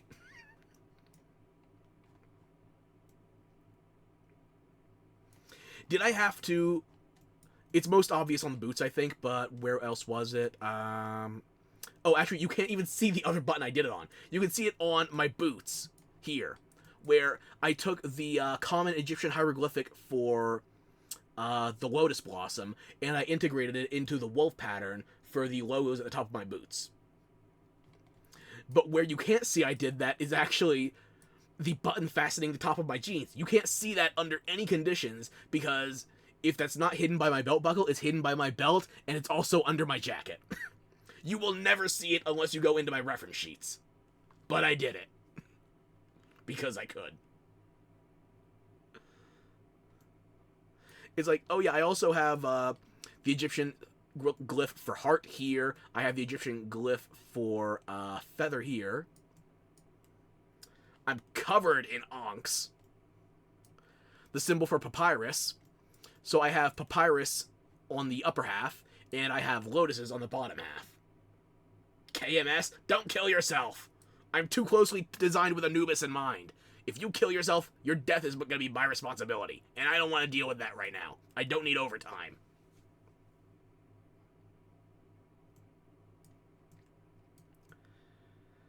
Let me think if there's anything else worth pointing out. Wait, okay. You said wait while I was zoomed in on the groin. I'm a witchy bitch. Like, IRL, I'm not any kind of Wiccan, no, but with all the Egyptian elements in the design, did you think there was going to be nothing in terms of, like, Anubis or general Egyptian mythology? Like, why do you think I have a feather and a heart here on my opposite arms? Because the central fixture is a scale. The scale's here weighing a heart against a feather, like Anubis. And I just realized there's a hole in my left pocket. And you can see part of the cables through it. God damn, that's going to annoy me now. Well, time to go Scorched Earth. Can't save that. Joke's on me. You have TL... Oh, Till Death tattooed on your arm. Thanatos. I'm not going to invade the Greek pantheon, but hey, if Kratos went for the Nords, maybe he's going for the Egyptians next. I might have to play defense.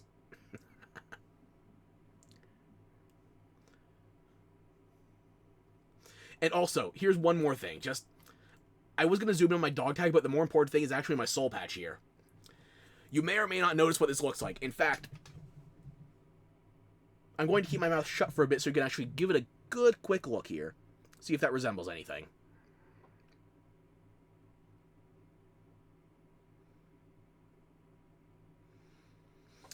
Does it look like half of a heart?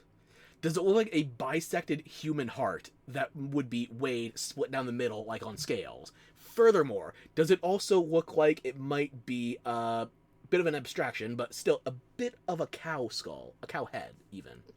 You want to know why? You want to know why I designed my soul patch the way I did? The heart thing was a secondary concern. The first thing, however, was trying to fit a cow head into the design, because I wanted to stop having to explain to people how to pronounce my name. Fair ox. Like a cow. Like, what's the opposite of an ugly... what's the opposite of an ugly cow, like my soul patch? A fair ox.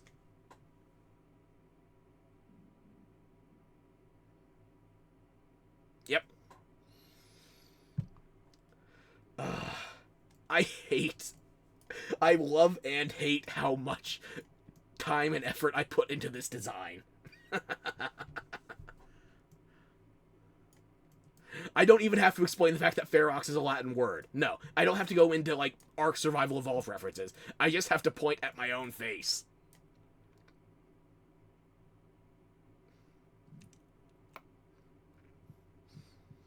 And also, I want to design my mouth so that it fades when it's completely shut, because I wanted people to get faked out by whether or not they thought the line for the base of my mask was actually my mouth.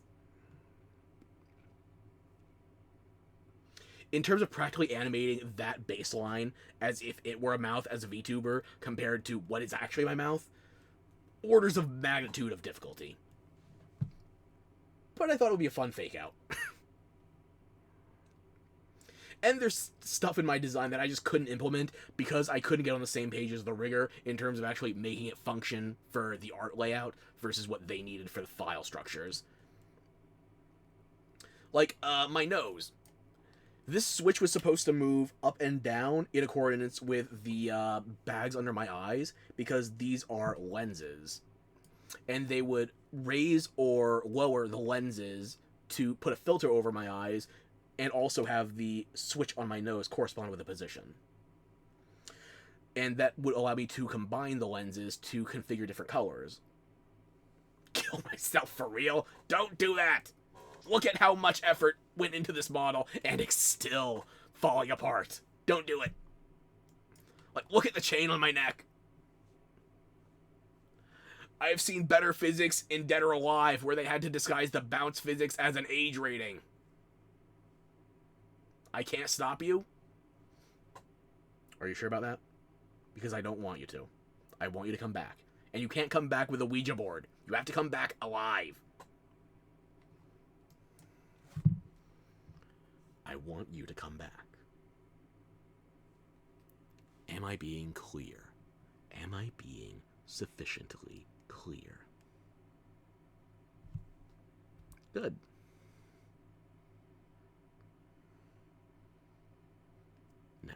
You're gonna stay alive, and you're gonna keep coming back. And I don't want to hear another word. Are we clear? Excellent! Okay. I need to use my toggles more often. I only remember to use my toggles when I'm using the keyboard. If I'm playing with a controller, it just doesn't stick in my... Ah.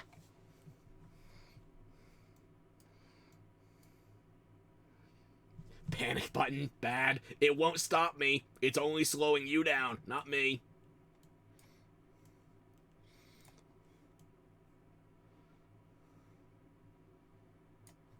Yeah, I went into so much goddamn detail in the pre-production of this model, and you literally see less than half of it on a regular basis.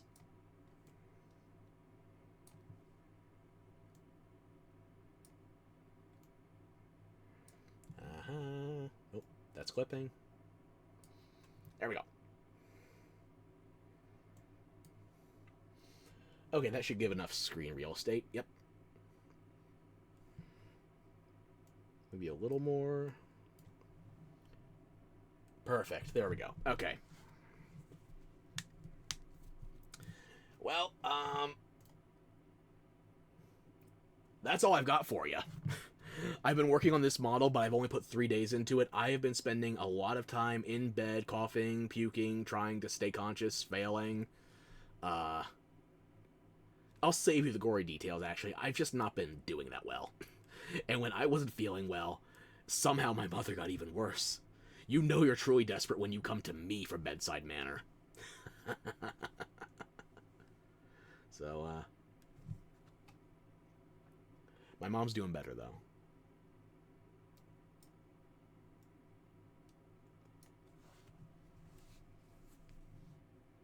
I gotta focus on my mother. I got priorities. But now that she's doing better, maybe I can get back to healing a little. Who's to say? My sleep schedule might be terminal.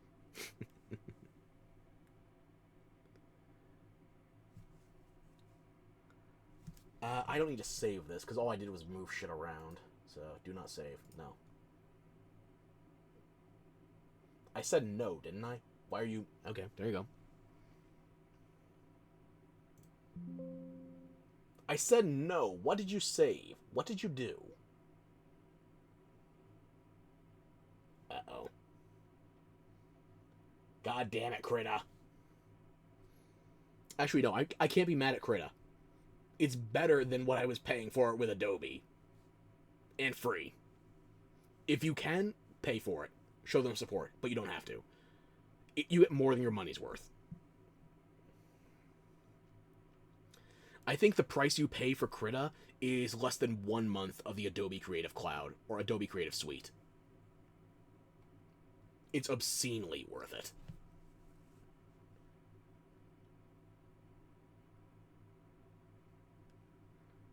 Okay, I do not need mouse tracking anymore, and I am very curious what it is you managed to save, considering I told you not to. Yeah, I think Krita has 2 places you can pay for it, if memory serves. They have their own digital storefront, as well as... Yeah, it's still available on Steam. Personally, I wouldn't pay for the Steam version just because then you're running it through the Steam launcher, and sometimes it was getting finicky reports about whether or not it would launch properly if you also had to go through the Steam launcher. You could just get the native exe elsewhere, but I'm going to link it to you.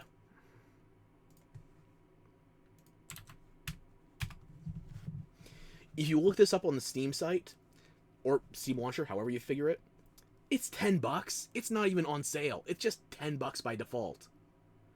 Adobe charges you hundreds of dollars a year. Like, even if you were paying for this thing twice every month, $240, it still costs you less than half of an Adobe subscription. Maybe you get Adobe cheaper if you're a student. I haven't paid for Adobe in goddamn eternity. The last time I even used Adobe was when I was still working in an office. And that was somebody else footed the bill for that one.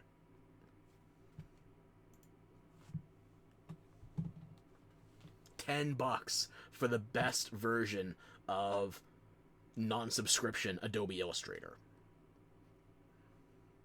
you're a loyal Adobe user, I got out of that ecosystem as soon as I could. And the cost was no small factor either.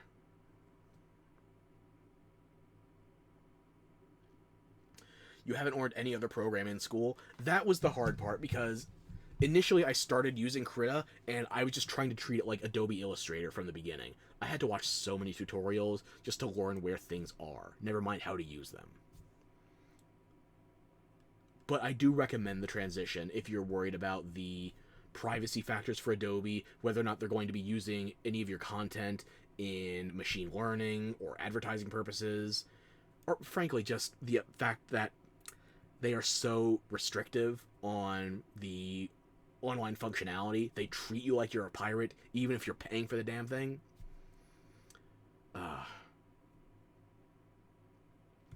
Don't get me wrong, I see the value of Adobe, but I think it's overvalued right now. I would rather use non-subscription options. So if you're in the market for an Illustrator-like program, I say go KRA. You can get it for free to start with, and if you support it, if you want to support it, you can pay for it later. But also KRA, or Krita, is so damn generous with it. They're basically like WinRAR, where it's like, we're going to give you a reminder maybe, but then just, go nuts. Actually, no. Krita is more generous than WinRAR, because WinRAR will give you pop-ups. WinRAR will try to get you to pay for stuff. You can just say no thank you and then be on your way. Krita doesn't even do that after the initial installation. It's like, they say to check out other things they got available, but that's only on the initial load of the program. Krita is actually better than WinRAR in terms of freemium models. It's basically, you've only used Krita as an art program so far, but you have put an iPad on. I don't use on it anymore. Okay. I don't know what else I can say to sell you on it. It's just, for me, I don't think I can go back to Adobe Illustrator. Granted, if you are already paying for the Adobe creative services, then you are getting more than one program, depending on your package. Like, if you want Photoshop, Krita is not Photoshop. It can do some things that Photoshop can, but it's not a one-to-one for that. The parallel is Illustrator. If you want, for some reason, Acrobat, and you don't like Sumatra PDF for whatever reason, fine, okay, it's not a PDF reader either. Marketing strategy, minus 100%. Or is that minus or about? I can't tell if it's a tilde or a minus. I might be going unconscious soon.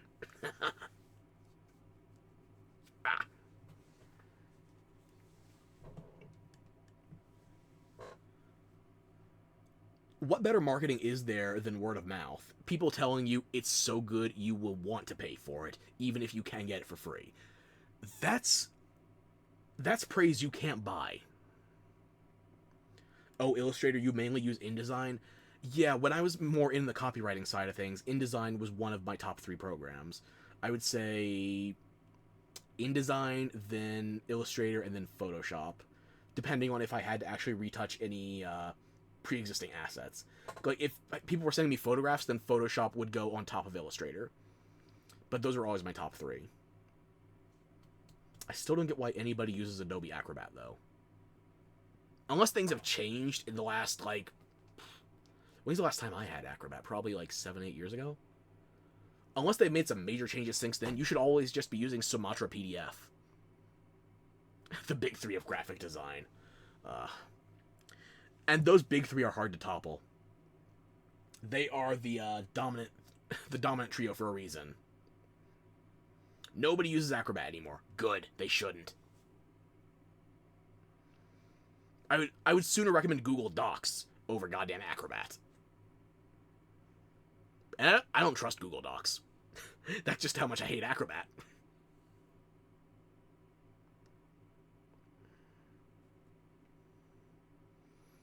Was there anywhere I was building this point to, or was I just selling people on Krita because I like it? I think it could just be that simple. I like Krita. I recommend it. If you want something that's not on a subscription model, or hell, even for a non-subscription, Honestly, even your teachers say it sucks ass. Yeah. Nobody wants to use Google Docs unless they're not the one that has to stay in there for hours at a time. Everybody in management likes Google Docs until they push it to production. It's like, oh hey, you, anyone else in the goddamn department that actually, spends 7+ hours a day on a computer instead of talking to human beings in the flesh. You are going to use Google Docs because I, the person who's not on the computer, says so. I knew some people, thankfully I wasn't in the office that had this problem. I knew some people where people were threatening to fire other employees over using night mode with Google Docs because it didn't look like they were on the same program as other members of the same office staff. You know what, knock on wood, count myself lucky that wasn't me, because I see that craziness too much to disbelieve it. I know it exists out there. Oh, what the fuck? Yeah, yep. People that don't know computers making computer-based decisions for everybody else. Never ends well, but keeps goddamn happening. And who doesn't like night mode? Anyone who's a permanent day mode user, I worry for them. I worry more for what they're going to do to other people, but I still worry for them.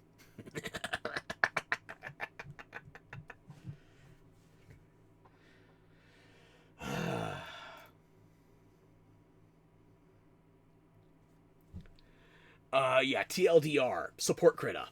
It's a good drawing program. I like it. I use it. I'm still actively using it, so, yep. I'm not even getting fired for order 5,000 Manus with the wrong data. Manus? Menus, I hope. Nah. Or Magnus. No, I'm going back to 40k. No, I'm getting distracted. More tangents. I have enough of those.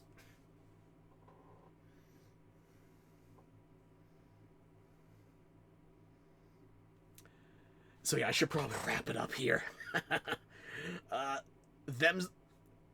That's all I've got for the Metagross raid for Pokemon Scarlet and Violet.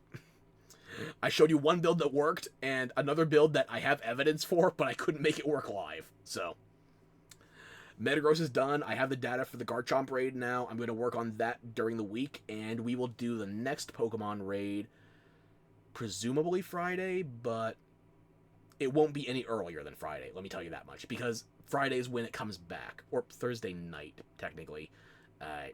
Consult your time code. It goes live 8 p.m. EST on Thursday, which is... Find me a calendar, goddammit. Thursday, not June, it's still May. Thursday, May 29th. At 8 p.m. EST, the raid goes live again for Garchomp in Pokemon Scarlet and Violet. It will also go live with the bonus Blissey raids if you need to grind Tera shards. Which, by the way, even though they added those for grinding Tera shards, they still don't have a Stellar Blissey. So just saying, if you want Stellar builds, maybe that would help. I'm not going to stream it on Thursday. Thursday is when it goes live. The earliest I'm going to do this would be on Friday, so... The raid goes live on the 29th. If I do this raid the earliest possible, it's going to be on May 30th, the Friday thereafter.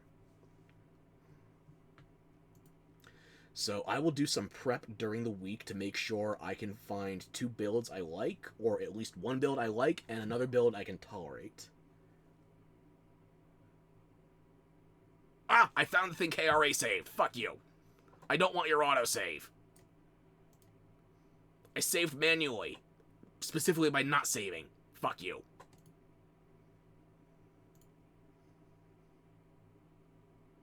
Bastard tried to slip an autosave past me when I don't want it. And after all the shilling I do for you. Anyway.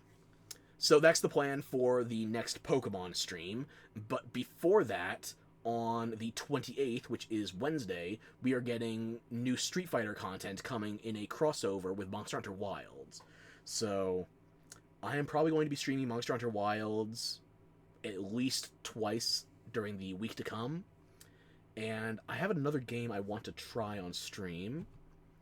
It was made freely available with all the Warhammer announcements that just happened, so let me just get that pulled up. It's free. I'm definitely doing this one then. Warhammer 40k Bolt Gun, Words of Vengeance. It's basically Typing of the Dead, but in Warhammer 40k. And it's free. You bet your ass I'm going to stream that at least once. So yeah, for the week coming up, we have some Monster Hunter, some Warhammer 40k, some Pokemon, and maybe, just maybe, I get things set up so I can start testing out Mario Kart. There's probably not going to be a stream tomorrow because in America it is Memorial Day, so I'm going to be spending some time with my family, and my mother's still getting over, her fever's better, but she's still getting over stuff, so I'm going to be helping her out with whatever she wants. And that's probably going to involve a barbecue, maybe even she wants her pool taken care of. I don't want to go over there to work on a pool. Like, put me at the grill, put me at the stove, put me at something I actually know how to cook, but, I still can't breathe outside. Garden State, gotta love the pollen. So yeah, tomorrow's a holiday for me, but we're gonna stream at least 3 times in the coming week, including some Pokemon, including some Monster Hunter. New stuff abounds. Male wife core. Why can't I just find myself a... What's the alternative to male wife? A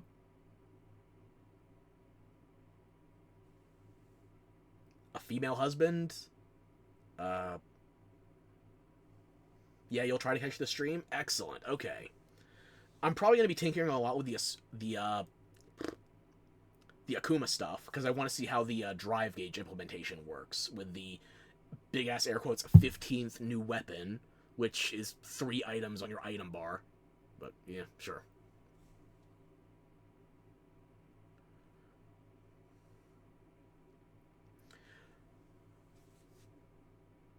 Yep, okay. My brain is crashing. I'm having trouble reading, so I should probably call it here. But thanks, everybody, for hanging out. I hope you had a good time. Best time is the weekend. I will try to get streaming in wherever I can, but some of this is up to me scheduling-wise. Other parts of it are up to my body that some eldritch horror controls. Certainly no mortal force I can conceive of. Unless you count a general surgeon, a neurologist, a coroner.